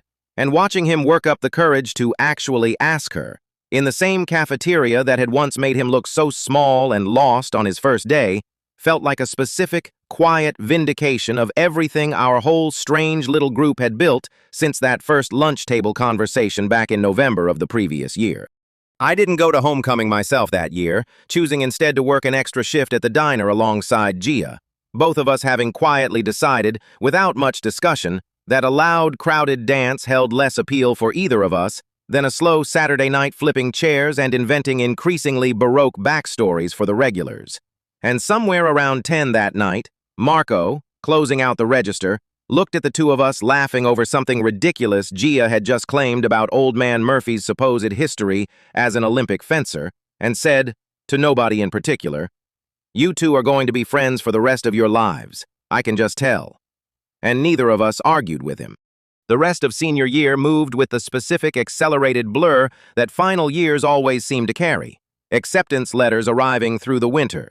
Gia ultimately choosing a state university 2 hours away with a strong small business program, close enough for regular weekend visits home, a decision she made not out of guilt or obligation, but, she told me, because she'd finally let herself actually want something for her own sake, and discovered the diner would survive her absence just fine, Marco having already quietly started training a cousin's kid to help fill the gap.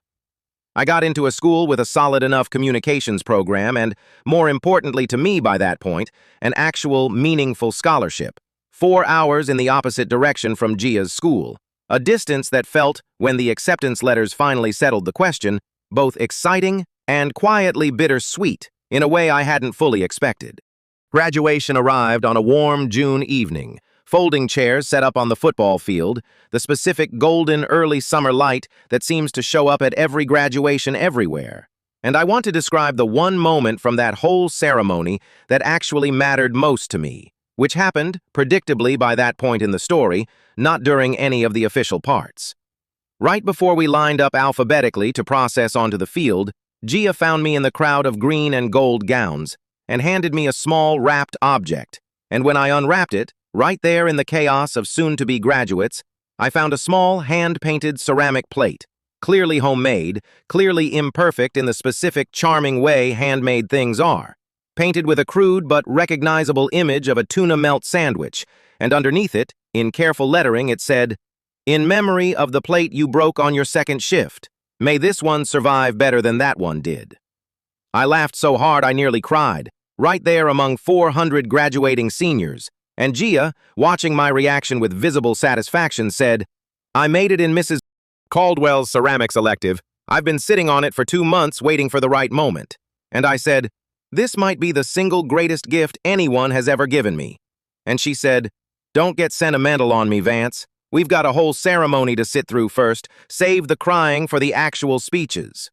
The ceremony itself passed in that specific blur every graduation seems to move through, names called out one after another, polite applause rolling through the bleachers, until they reached the B's and called Ethan Vance, and I crossed that stage to a wave of applause that included, unmistakably, Marco Rossi's booming voice hollering something enthusiastic from a few rows back, seated, by pure alphabetical coincidence and considerable insistence from both families, directly next to my own parents, the two households having become close enough over 18 months that separating them at an event like this would have felt genuinely strange. When they called Giada Rossi a few minutes later, I watched her cross that same stage with the easy, grounded confidence of someone who'd spent her whole life comfortable in her own skin long before anyone else at that school ever bothered to notice it. And I clapped hard enough that my hands stung, and caught, just before she stepped down, one quick, warm glance in my direction. Afterward, out on the football field in that same golden light, both our families found each other almost immediately, the way they always seemed to by that point. My mother and Sophia Rossi hugging like old friends, my father shaking Marco's hand, while Marco said something that made him laugh hard enough to need his glasses wiped. Leo and his own newly blended family, his parents' divorce finalized but noticeably more peaceful than it had once been, wandering over to congratulate us both. And I stood there for a moment just taking in the whole chaotic, beloved scene, thinking about how completely unrecognizable this crowd would have seemed to the miserable, isolated kid who'd eaten lunch alone at the end of an unwanted table on his very first day at Kingsley High. We left for our respective schools within a week of each other that August, Gia heading 2 hours south, me heading 4 hours north, and we said our goodbyes at the diner rather than either of our houses, because it felt, both of us agreed without much discussion, like the only appropriately significant place to do it. Marco closed the diner early that evening, an almost unheard-of gesture, and the whole strange, beloved little family we'd built over 2 years, Leo, Chloe, Sophia, my own parents, gathered around 2 pushed-together tables for one last dinner before everyone scattered. And near the end of it, Gia pulled a small, folded piece of paper from her pocket and slid it across the table to me, a habit I recognized immediately by then as distinctly hers. And I opened it to find, in her familiar handwriting, a single sentence. Whatever table you end up at next, make sure you actually choose it. Don't just settle for whoever notices you first. And I looked up at her, feeling my throat go tight in a way I wasn't fully prepared for, and said, "That's exactly the lesson you taught me in the first place." And she said, "I know, I just wanted it in writing this time, so you can't pretend later that you never got the memo." College, when it actually started, tested that lesson almost immediately, in a way that felt like the universe deciding to give me a pop quiz before I'd even unpacked my dorm room. My assigned roommate, a friendly, extroverted kid named Dylan, immediately pulled me into his own established circle of high school friends who'd all enrolled together. A genuinely welcoming group who seemed on the surface exactly like the kind of easy, built-in social safety net I'd have killed for during those first miserable weeks at Kingsley. I spent the first 2 weeks of freshman year gratefully orbiting that group, relieved not to be starting entirely from scratch again, until I noticed, slowly, the same old pattern creeping back into my own behavior. Laughing a little too hard at jokes that weren't actually funny, agreeing to plans I didn't particularly want just to stay inside the group's good graces, the specific, familiar anxiety of a kid who'd once again started prioritizing being included over actually being himself. It was a phone call with Gia, of all things, 3 weeks into the semester, that snapped me out of it, her asking casually, "How are the new friends?" and me launching into an enthusiastic description that even I could hear ringing slightly hollow. And she said, after I finished, gently but directly, "That sounds like you again." And I said, "What do you mean?" And she said, "That sounds like Kingsley in November you, performing for people because you're scared of being alone, not actually enjoying their company for its own sake." And the observation landed hard enough that I sat with it in silence for a long moment before admitting quietly, "Yeah, actually, that's exactly what's happening." I made a deliberate effort after that call to actually notice who I gravitated toward for genuine reasons rather than pure convenience, and found, within another month, a much smaller, much quieter group, a couple of guys from my dorm floor who liked the same terrible late-night documentaries I did, a girl from my communications seminar named Kiara, who shared my specific, slightly morbid sense of humor, people I actually wanted to be around, rather than people who simply happened to be around me first. And by winter break, catching up with Gia over diner food during a home visit, I told her the whole story, and she said, satisfied, "See, that's the memo, sinking in properly this time." And I said, "I told you I got it the first time." And she said, "Getting it and actually applying it under pressure are two very different skills. Don't undersell how much work that second one actually takes." Gia visited my own campus for the first time that same winter, arriving on a Friday afternoon with an overnight bag and an immediate, deadpan assessment of my dorm room decor, informing me that a single string of Christmas lights taped crookedly above my desk did not, in fact, count as a personality. And spending the whole weekend meeting the smaller, quieter friend group I'd finally settled into, Kiara in particular taking an immediate liking to her, the two of them bonding almost instantly over a shared, slightly unsettling encyclopedic knowledge of true crime podcasts that made the rest of us quietly reconsider how much either of them actually knew about covering up a body. Watching Gia fold so easily into this new chapter of my life, cracking jokes with people she'd known for exactly 6 hours, like she'd been part of the group for years, reminded me powerfully of watching her navigate a diner full of strangers back home. That same specific, unforced ease that came from genuinely liking people rather than performing likability for an audience.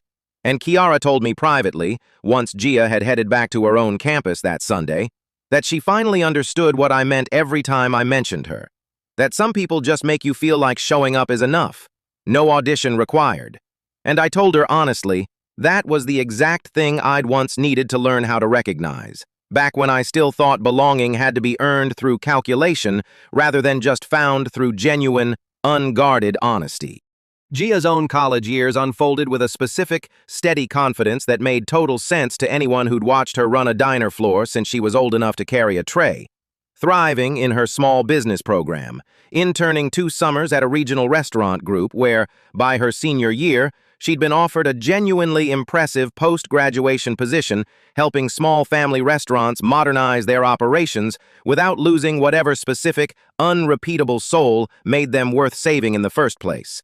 A job she described to me over the phone with a real excitement in her voice, saying, "It's basically getting paid to make sure nobody's dad has to lose his diner to some corporate buyout that doesn't understand why the tuna melt actually matters." I studied communications with a growing, unexpected focus on local journalism, a path that traced, I'll admit without much subtlety, directly back to Brenda Price's article and the specific quiet power I'd witnessed one well-researched piece of actual reporting wield against an entire town's worth of confidently wrong assumptions. And by junior year, I'd landed an internship at a small regional paper, not unlike the one that had run the Halden story. Spending a formative summer learning, under a patient, gruff editor named Blackwood, exactly how much careful, unglamorous verification work sits underneath every single story that actually changes something. I remember my actual first day at that internship with a specific, deliberate clarity, walking into the newsroom nervous in a way that echoed uncomfortably that very first morning at Kingsley High, wondering whether the other interns had already formed opinions about me before I arrived, and catching myself mid-thought, almost laughing out loud at my own reflexive anxiety, because nobody in that newsroom had the faintest idea who I was or what had once happened to my family. And for the first time in longer than I could remember, walking into a new room came with no preloaded story attached to my name at all. Just a blank, quiet space I got to fill in myself, one careful, verified sentence at a time. Gia and I saw each other constantly throughout college, despite the 2-hour drive between our schools, visiting most months, texting daily in a rhythm that never once felt like effort. And by sophomore year, without either of us making any grand announcement about it, the question of what we actually were to each other had quietly, naturally answered itself somewhere along the way, not through some dramatic confession, but through the simple, accumulating realization that neither of us particularly wanted to imagine a future that didn't include the other one in it. I remember the actual moment it became explicit, junior year, sitting on the hood of my car outside the diner during a home visit, both of us slightly sunburned from an afternoon at the reservoir, when Gia said, apropos of nothing out of the blue, "So are we just going to keep calling this best friends forever, or are we allowed to admit it's something else now?" And I said, admittedly a little breathless, "I've wanted to admit that for about a year, I just didn't want to be the one to say it first and mess up the best friendship I've ever had. And she said, "Well, I just said it first, so you're off the hook," and leaned over and kissed me, easy and unhurried, like it was the most natural continuation of a sentence either of us had ever spoken. Telling our families felt almost redundant, given how thoroughly they'd already merged into one extended unit over the years. My mother laughing so hard when I finally worked up the nerve to mention it that she had to sit down, saying, "Ethan, honey, Sophia and I have had a betting pool running since your junior year homecoming.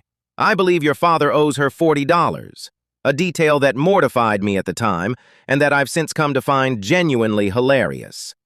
Marco, predictably, took the news with characteristic bluntness, clapping me on the shoulder hard enough to nearly knock me over and saying, "Took you kids long enough. I was starting to think I'd have to lock you both in the walk-in until you figured it out." And Gia, rolling her eyes, told him that was both an inappropriate business practice and a genuinely terrible customer service strategy, to which Marco simply shrugged and said, "Worked on your mother." We graduated a year apart, Gia finishing first, taking her position with the restaurant consulting firm, and settling into an apartment in the same city where my final year of school happened to be. A coincidence neither of us treated as coincidental so much as inevitable. And when I graduated the following spring, I moved in with her within the month, both of our families driving out for the small, chaotic move-in weekend, my father and Marco bonding, somewhat improbably, over an entire Saturday spent assembling flat-pack furniture with radically different, equally stubborn approaches to reading instructions. My own career path took a specific, satisfying shape over the following several years, starting as a junior reporter at that same regional paper where I'd interned, covering, in an irony that never stopped feeling significant, exactly the kind of local business and labor stories that had once upended my own family's life, learning, story after story, the specific, patient craft of verifying a claim properly before ever letting it reach a reader.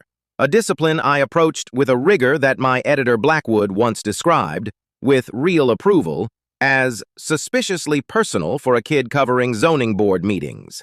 I broke my first genuinely significant story 4 years out of college, an investigation into a local landlord systematically falsifying maintenance records to avoid costly repairs while quietly displacing longtime tenants. A piece that took me 3 months of careful documentation to nail down completely before I ever published a word of it, having learned the hard way exactly how much damage an unverified accusation can do to somebody's life, and exactly how much more damage a properly verified one can do to the people who actually deserve it. Leo, meanwhile, had gone on to study public policy, driven, he told me once over a visit home, directly by watching his own slow, hard-won transformation from the terrified sophomore standing alone in a cafeteria into a kid confident enough to run for and win student office. And he'd landed, several years out of college, a position working for a state representative focused specifically on tenant protection and workplace fairness legislation, a career path he described, only half joking, as spending his whole professional life trying to make sure fewer kids ever had to go through what our whole friend group went through that first miserable year at Kingsley. He met his eventual husband, a soft-spoken elementary school teacher named Rohan, during his first year working at the state capitol, and told us, introducing him at one of our November reunions, that Rohan had reminded him instantly of our own old lunch table, someone who asked genuine questions rather than performing polite interest. And Rohan, hearing the whole story of the diner seat and the black and white newspaper vindication over that first dinner together, had apparently looked at Leo afterward and said simply, "I want to meet these people. They sound like exactly the kind of family worth marrying into." A comment Leo repeated to us with visible delight every single time the subject came up afterward.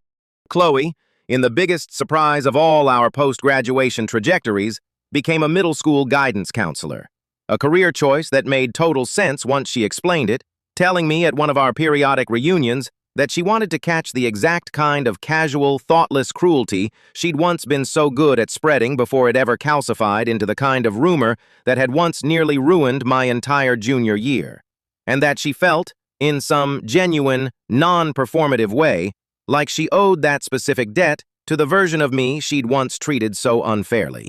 We all made a point, the 5 of us, plus whatever partners and eventually, for a couple of us, small children got added to the mix over the following decade, of gathering at Rossi's every single year around the anniversary of that first lunch table conversation.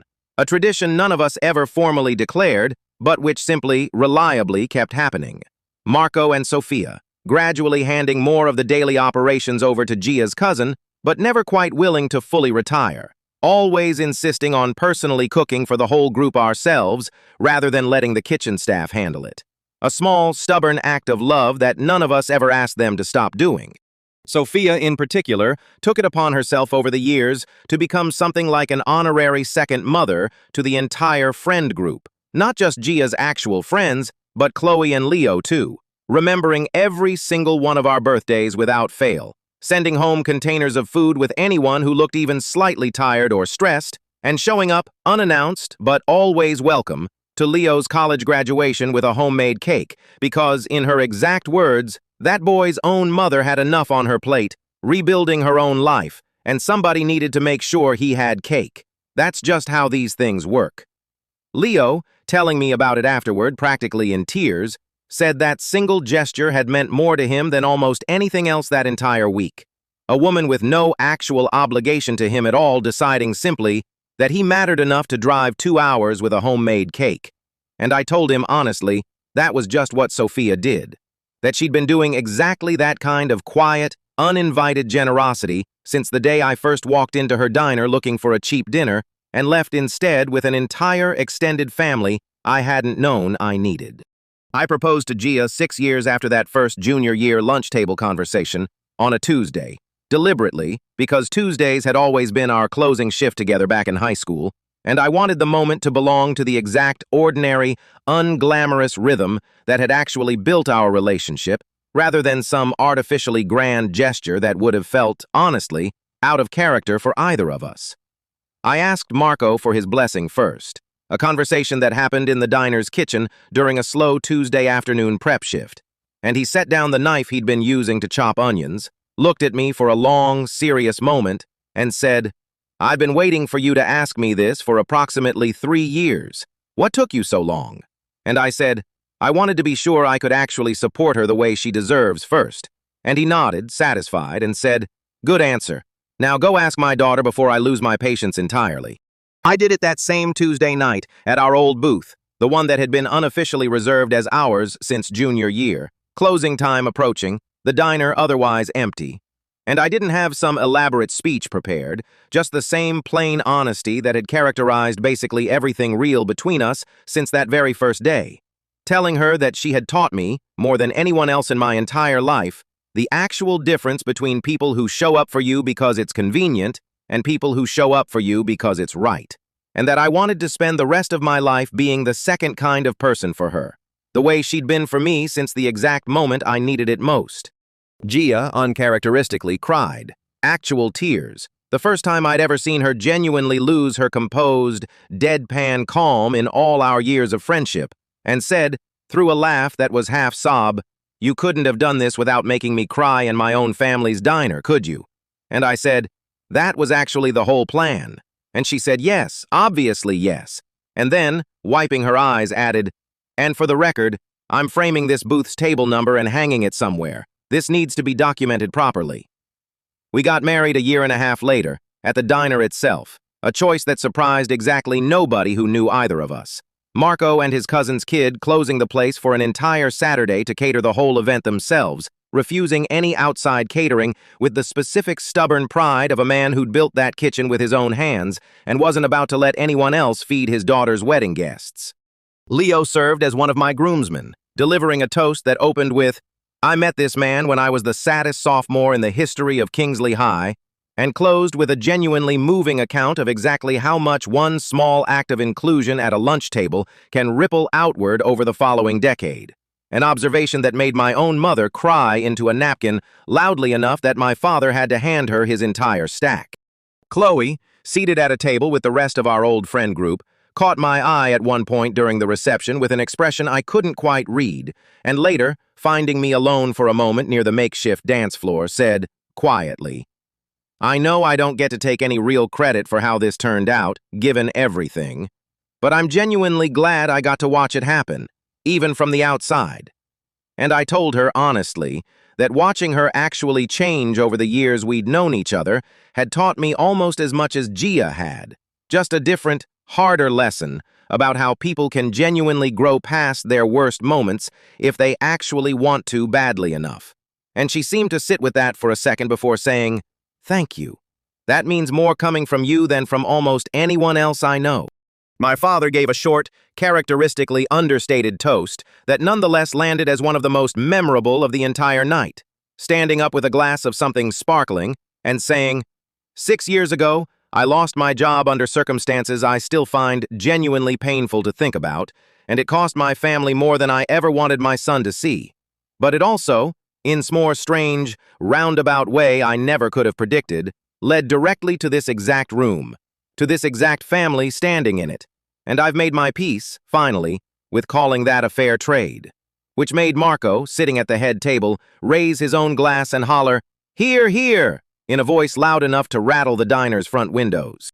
Later that night, once most of the formal toasts had wound down and the makeshift dance floor Marco had cleared by pushing back half the dining room furniture had filled with our combined families and friends, Gia and I slipped outside for a few minutes to the small back alley behind the diner where the delivery trucks usually parked, just to catch our breath away from the noise, and she leaned against the brick wall in her wedding dress, looking utterly exhausted and utterly happy, and said, "Do you remember thinking, that very first week, that I was some kind of consolation prize?"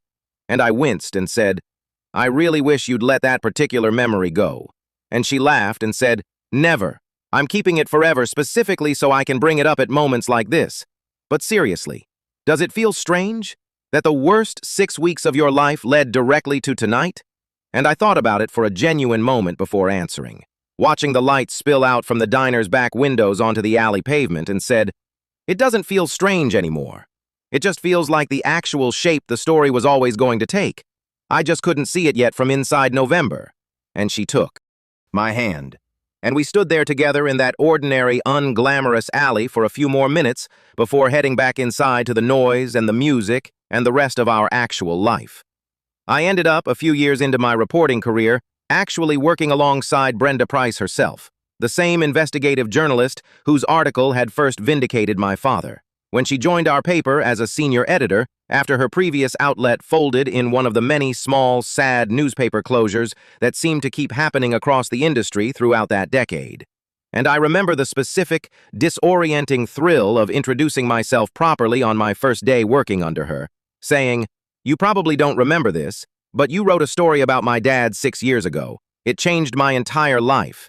And Brenda, a sharp, weathered woman in her 50s who did not strike me as sentimental, studied me for a long moment and said, "Vance, Halden layoffs. Yes, actually, I do remember that story. It was one of the ones that stuck with me.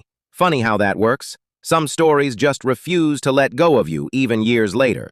She became, over the following years, something between a mentor and a genuinely close friend, teaching me, patiently, the specific unglamorous discipline of building an ironclad story from documents rather than assumptions. And it was Brenda, actually, who first suggested, on the eve of her own retirement, after nearly 30 years in the business, that the paper's planned retrospective section, a special feature commemorating her career and the specific kind of patient, verification-driven journalism she'd always championed, ought to include a personal essay from someone whose life had actually been changed by exactly that kind of reporting. And she looked at me across her office, stacked high with decades of old notebooks she was slowly sorting through for donation to the local historical society, and said plainly, "I think that someone should be you, Vance. Tell your own story properly for once. The whole thing. Not just the part where my article fixed everything, the part before it too, the part where nobody believed you and you had to figure out who actually would." I want to be honest that agreeing to write this took me longer than I expected, sitting with the idea for nearly 2 weeks before actually opening a blank document, because telling the story properly meant admitting things about my own worst behavior that year, the calculated snobbery, the ditched lunch plans, the ugly, unexamined math I'd once run comparing Gia's worth to Caleb Reed's social currency. And it is one thing to have privately made peace with your own past failures, and another thing entirely to print them in a newspaper where anyone, including my own kids someday, might eventually read them. I called Gia before I started, mostly out of a nervous instinct to ask permission to include her so prominently in a story that was, in the end, at least half hers. And she said immediately, without any hesitation at all, "Obviously you should write it, and don't you dare soften the part where you ditched me for a bonfire. That part's important. People need to know that even good people mess this up sometimes. That's the actually useful part of the lesson." I drove back to Kingsley that same week to properly research the piece, rather than rely purely on memory. A decision Brenda had specifically drilled into me over the years. Verify everything, even the things you think you remember perfectly, and found Mr. Sterling, still teaching the same history classroom, visibly moved when I explained what I was writing, telling me he still occasionally referenced the whole situation, carefully anonymized, when teaching units on how quickly misinformation moves through small communities, a class he said he'd specifically expanded after everything that happened to my family became public knowledge around the school. And he told me, walking me briefly through his current lesson plan, that he still opened that unit every year with the exact same question, not naming me, but describing the situation in broad strokes, and asking his current students what they would have done differently in November of that year. A discussion, he said, that had gotten noticeably more thoughtful over time as awareness of how quickly misinformation spreads had grown across the wider culture. Students increasingly quick these days to ask what actual evidence existed before forming an opinion, a shift he credited generously more to me than I felt I actually deserved. Ms. Nakomo, the counselor who'd started the peer mediation program Chloe eventually joined, was still there too, and told me, over coffee in her small, cluttered office, that the program had grown steadily every year since its founding, currently training nearly 30 students a year in exactly the kind of conflict de-escalation and rumor verification skills that might have spared me my own worst 6 weeks. If only such a program had existed back when I needed it. She told me the program had actually started, in its earliest form, as nothing more than a single after-school session she ran alone in her office with 3 volunteer students the spring after everything happened to my family, funded entirely out of her own pocket for the first 2 years, with nothing more than a stack of printed worksheets and a genuine, stubborn belief that it mattered, before the district finally noticed its results were measurable enough to justify an actual budget line. And she said with visible pride that watching Chloe Dawson specifically choose to join it, given everything, had been one of the moments that convinced her the whole project was worth the years of unpaid effort it had taken to get off the ground. I visited Rossi's obviously on that same trip, finding Marco noticeably grayer now, but just as broad and warm as ever, still working the register most mornings despite having handed most of the actual cooking over to Gia's cousin years earlier, and he hugged me hard enough to lift me slightly off the ground and said, "You writing about us, finally? Good. Tell them the tuna melt is still the best thing on the menu. That part's important context." I stopped by the middle school where Chloe worked too, catching her during a planning period, and she walked me through her actual approach to the job with a thoroughness that genuinely impressed me, describing a specific technique she used with kids caught spreading rumors. Not punishment first, but a direct, calm question. "Where did you hear this? Have you actually confirmed it's true?"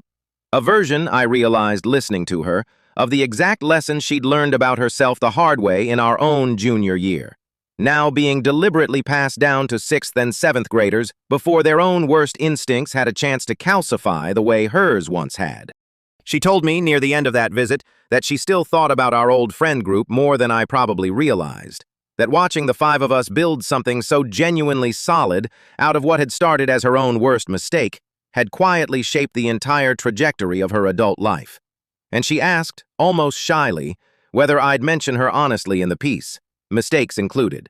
And I told her I would, because the whole point of what Brenda had asked me to write was the true version, not the flattering one.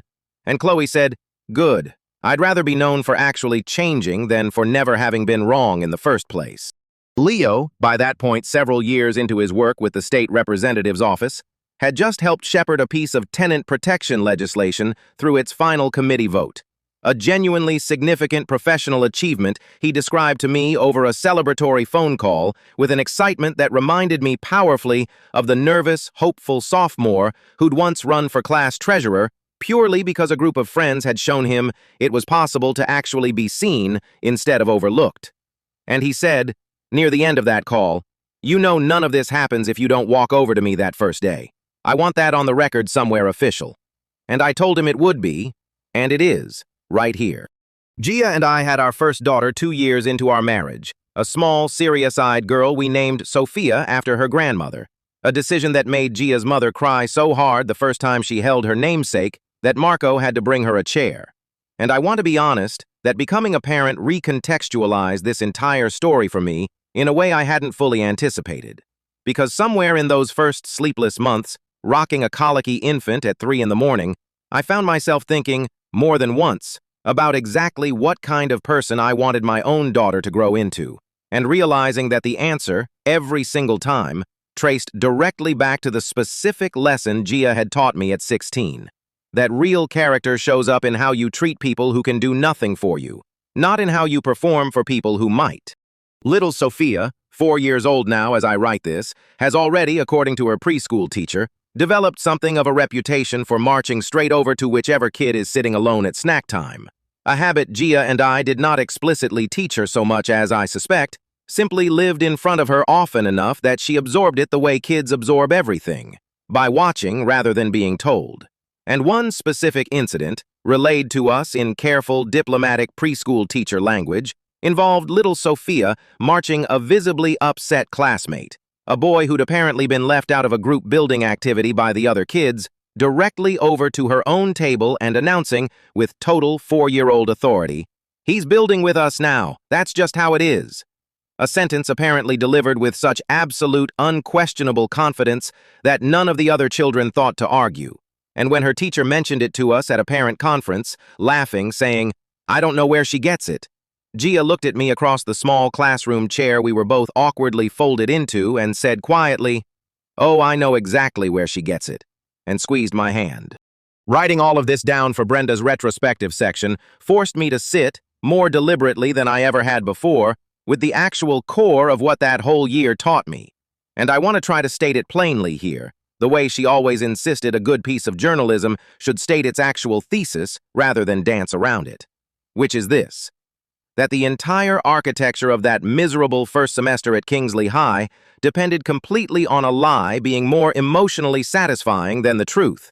A story about a corporate villain's entitled son being simply more useful, more narratively convenient to 400 teenagers than the far messier, far less satisfying reality of a genuinely hurt kid whose family had lost everything through no fault of his own. And I think the actual, harder lesson underneath that one, the one I had to learn about myself rather than about the school around me, is that I very nearly did the exact same thing to Gia, treating her as a narratively convenient placeholder rather than actually seeing the messier, richer, far more valuable truth of who she actually was, right up until she forced me to reckon with it directly. Real character, it turns out, gets tested most honestly not in the crisis itself, but in the quiet, unwitnessed months before anyone knows how the crisis ends, when showing up for someone costs something real and offers no guarantee of ever being repaid. And I've come to believe that the actual measure of anyone's character isn't how they treat you after you've been vindicated, after the article runs, after the truth comes out, and the whole school suddenly decides you're worth knowing again. It's how they treated you in November, when you were still just the corporate scum kid eating alone at the end of an unwanted table, with absolutely nothing to offer anyone in return for their kindness, except the kindness itself. The piece ran 2 Sundays ago now, in the retrospective section alongside Brenda's own long, well-earned farewell column. And the response, in the small, unglamorous way local journalism tends to get responses, has been quieter but somehow more meaningful than anything I've published before. A handful of emails from people I've never met, one from a woman who said she'd been laid off in a completely unrelated round of cuts at a different company entirely, and had spent years feeling like she must have somehow deserved it, until reading about my father's story made her finally look up the actual internal memos from her own case. One from a teacher 2 states away who said she was assigning the piece to her class alongside a media literacy unit, and one, the one that actually made me set my phone down and sit quietly for a minute, from a kid, 17 years old, who wrote simply, I'm the new kid at my school this year, and everyone already hates me for something that isn't even true, and I don't know how to fix it. But reading this made me feel less alone. Thank you." I wrote her back personally, a long message I won't reproduce here because it belongs to her, but the core of it was the same thing Gia told me at a lunch table years ago, that she didn't owe anyone the burden of proving her worth before they extended basic decency. That the truth, however long it took, generally does eventually find its way to the surface, and that in the meantime, the single most important thing she could do was pay attention to who actually showed up during the hard part, because those were the people worth keeping, regardless of whatever the rest of the crowd eventually decided once it became safe and popular to like her again. Rossi's celebrated its 30th anniversary last spring, an occasion Marco initially wanted to downplay entirely, insisting he didn't need a fuss made over an old diner that had simply managed to stay open, until Gia and Sophia quietly organized a proper celebration behind his back anyway, inviting decades of regulars, former employees, and, of course, our entire extended friend group, filling the small dining room to a capacity it had probably never technically been rated for. Old man Murphy himself showed up, genuinely delighted to discover, when Gia finally told him, now in his 80s, about the elaborate fictional jewel thief backstory we'd all quietly maintained about him for over a decade, laughing so hard he had to sit down and saying, "Well, I always wondered why you two used to look at me so intently while I ate my tuna melt. I thought maybe I had something on my face." Marco, cornered into giving a speech he clearly hadn't wanted to give, ended up delivering one of the most genuinely moving things I've ever heard him say, standing behind his own counter, looking out at a room full of decades of customers and family, and saying, "30 years ago, I opened this place with nothing but a small loan and more stubbornness than sense. And somewhere along the way, it stopped being just a business and became the thing that held this whole family together, held this whole town together some days. And I want to thank every single person in this room for being part of that, especially the ones who stood by us during the 2 years everybody thought we'd poisoned half the county. That's when you actually find out who your real regulars are." Watching him say that, looking out over a room that included my own parents, Gia's whole family, Leo and Chloe and their own partners, my daughter Sophia asleep against Gia's shoulder, I felt the specific, settled gratitude of someone who understands, fully, finally, exactly how much of a good life gets built not from the big dramatic moments, but from decades of small, patient, unglamorous loyalty, one Tuesday closing shift at a time. My father retired from that regional logistics firm just last year, nearly a decade into a job that had, by every account, treated him with exactly the kind of respect and integrity Halden Industries never had.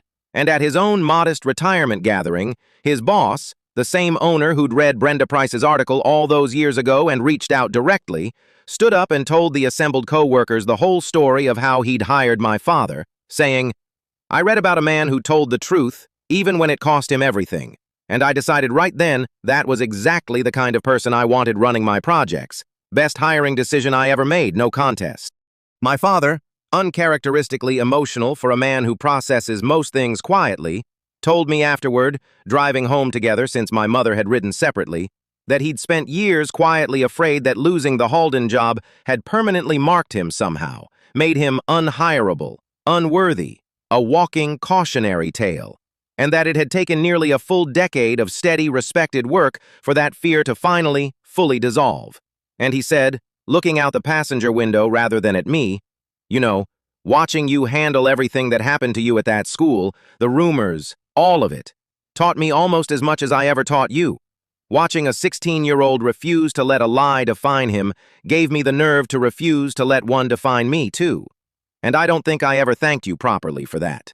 Gia's own work brought her, about 5 years into her career with the restaurant consulting firm, to a small, family-owned pizzeria 2 counties over that had recently failed a health inspection under circumstances that struck her, the moment she reviewed the case file, as uncomfortably, specifically familiar. Exaggerated violations, a suspiciously fast failing grade, an inspector with a name she didn't recognize, but a pattern of behavior she recognized instantly and completely. She called me that same night, practically vibrating with a specific righteous energy I hadn't seen from her in years, and said, "Ethan, I think this is happening to someone else. The exact same thing that happened to my dad, and I need your help figuring out if I'm right before I say anything to this family and get their hopes up over nothing. We worked that story together over the following 6 weeks, Gia pulling every county inspection record she could legally access through her professional standing, me running the actual journalistic verification process Brenda had spent years teaching me, formal records requests, interviews with other affected business owners who'd quietly paid the same inspectors under-the-table demands rather than risk their own livelihoods. And by the end of it, we had, between the two of us, exactly the kind of ironclad case that had once taken Gia's own family nearly 4 months and a lawyer they couldn't afford to build entirely on their own. The story I eventually published exposed a pattern going back nearly 6 years, the same inspector responsible for at least 4 other suspicious closures across 2 counties, and the pizzeria owner, a soft-spoken woman named Isabella, who'd been on the verge of shutting down permanently, called Gia in tears the week the county finally reversed her citation and opened its own internal investigation, saying, "I don't know how to thank you. You saved my whole life's work." And Gia, standing in our kitchen with the phone on speaker so I could hear too, said quietly, "You don't have to thank me. Someone did this to my family a long time ago, and nobody stepped in fast enough to help. I just didn't want that to happen to anyone else if I could help it." Isabella's pizzeria reopened to a genuinely overwhelming show of community support once the story ran. A line out the door on its first day back that she told Gia she'd never expected in 1,000 years. And she sent us both a framed photo a few weeks later of that opening day crowd, with a handwritten note thanking us specifically for treating her story like it mattered enough to actually verify properly, rather than just repeat the county's version of events. A note Gia keeps taped inside her own office desk drawer to this day. Pulling it out, she told me once, on the particular days her job feels more like paperwork than purpose, as a reminder of exactly why the paperwork matters in the first place. Our annual gathering at Rossi's, the one that started as an unspoken tradition sometime around junior year and simply never stopped happening, has grown over the years into something genuinely sprawling. Spouses and eventually children folded into a group that started as 5 scared, hopeful teenagers at a lunch table nobody else wanted. Last November's gathering, the most recent one before I sat down to write this, filled nearly the whole diner after hours. Leo's husband entertaining my daughter Sophia with an increasingly elaborate hand shadow puppet show, while the adults caught up over Marco's cooking, Chloe's own 2 kids running laps around the counter until Sophia finally intervened, and Leo, holding court at one end of the table, launched into the full dramatic telling of the Old Man Murphy jewel thief saga for the benefit of his husband, who had somehow, in 3 years of marriage, never heard the complete, unabridged version, complete with increasingly implausible plot twists that Gia kept interrupting to correct, insisting on canonical accuracy for a mythology that had never had any actual canon to begin with. At some point that evening, once the kids had been wrangled into a booth with dessert, and the adults had settled into the specific, comfortable lull that happens once a big dinner winds down, Marco, sitting at the head of the table the way he always does, raised his glass without much ceremony and said, "To the diner seat, the one nobody wanted." Look what it turned into. And all of us, without needing any further prompting, raised our own glasses in return. A small, unremarkable toast that has, by this point, become its own kind of sacred tradition, marking every single year the exact spot where all of this actually began. Brenda's own retirement send-off happened at the newsroom 2 weeks before this piece was set to run. A modest affair by most standards, cheap sparkling wine in plastic cups, and a sheet cake somebody had ordered too last minute for the bakery to spell her name correctly. And when it came my turn to say something, standing in front of a room of colleagues who mostly knew her only as the sharp, exacting editor who caught every unverified claim before it reached print, I told them the part of her story most of them didn't know, that 6 years before she'd ever worked at that paper, one of her articles had reached into a family she'd never met and quietly saved it. That I was, in fact, living proof of the actual, tangible weight a single, well-verified piece of journalism can carry into a stranger's life. Sometimes for decades, sometimes without the reporter ever finding out. Brenda, uncharacteristically flustered by the attention, waved a hand at me and said gruffly, "He's exaggerating. I just did my job properly." And I said, in front of that whole room, "That's exactly the point, Brenda. Doing your job properly is the whole job. And everything else, my father's new career, my own decision to become a journalist, this entire family gathered at a diner every November. All of it grew out of one reporter simply refusing to run a story before she'd actually confirmed it was true. She didn't have a comeback for that, which I understood, from 3 years of working alongside her, to be about as close to an emotional moment as Brenda Price allows herself in public. And she just nodded, once, and raised her plastic cup slightly in my direction before the room moved on to the next round of toasts.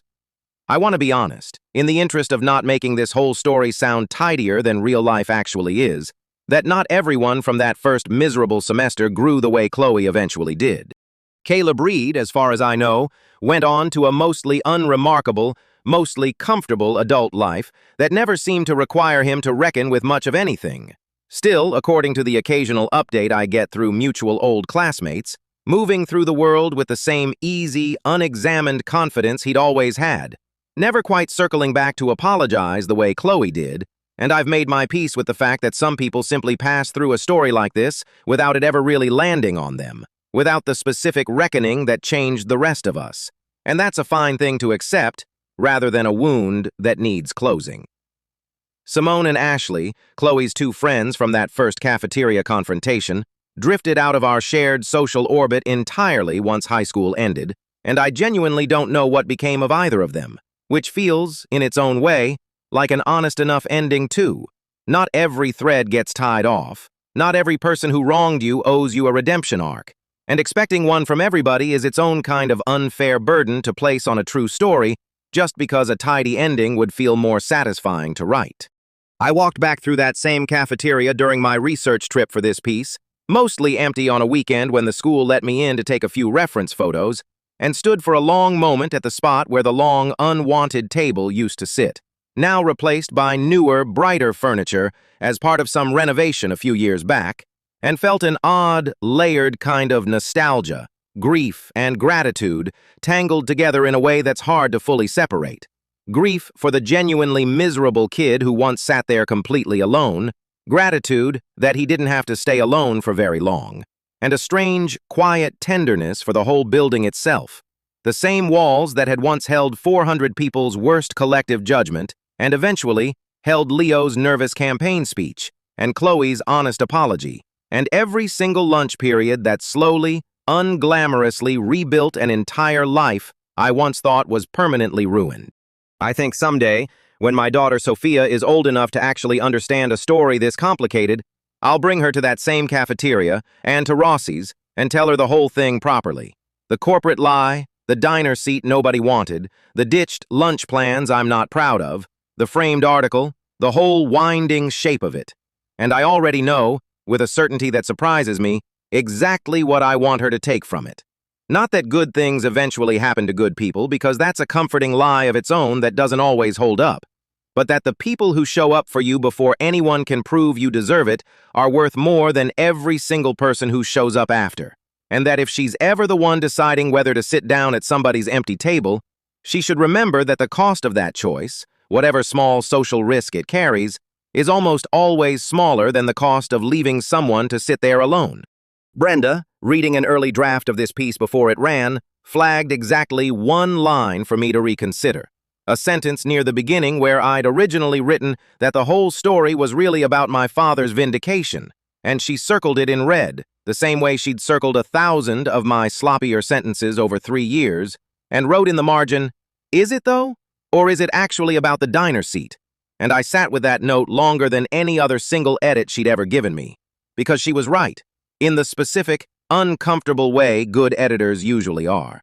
That if I told this story purely as a vindication narrative, my father cleared, the school recoloring, the satisfying reversal of fortune, I'd be telling the version that flatters the outcome rather than the version that actually teaches anything.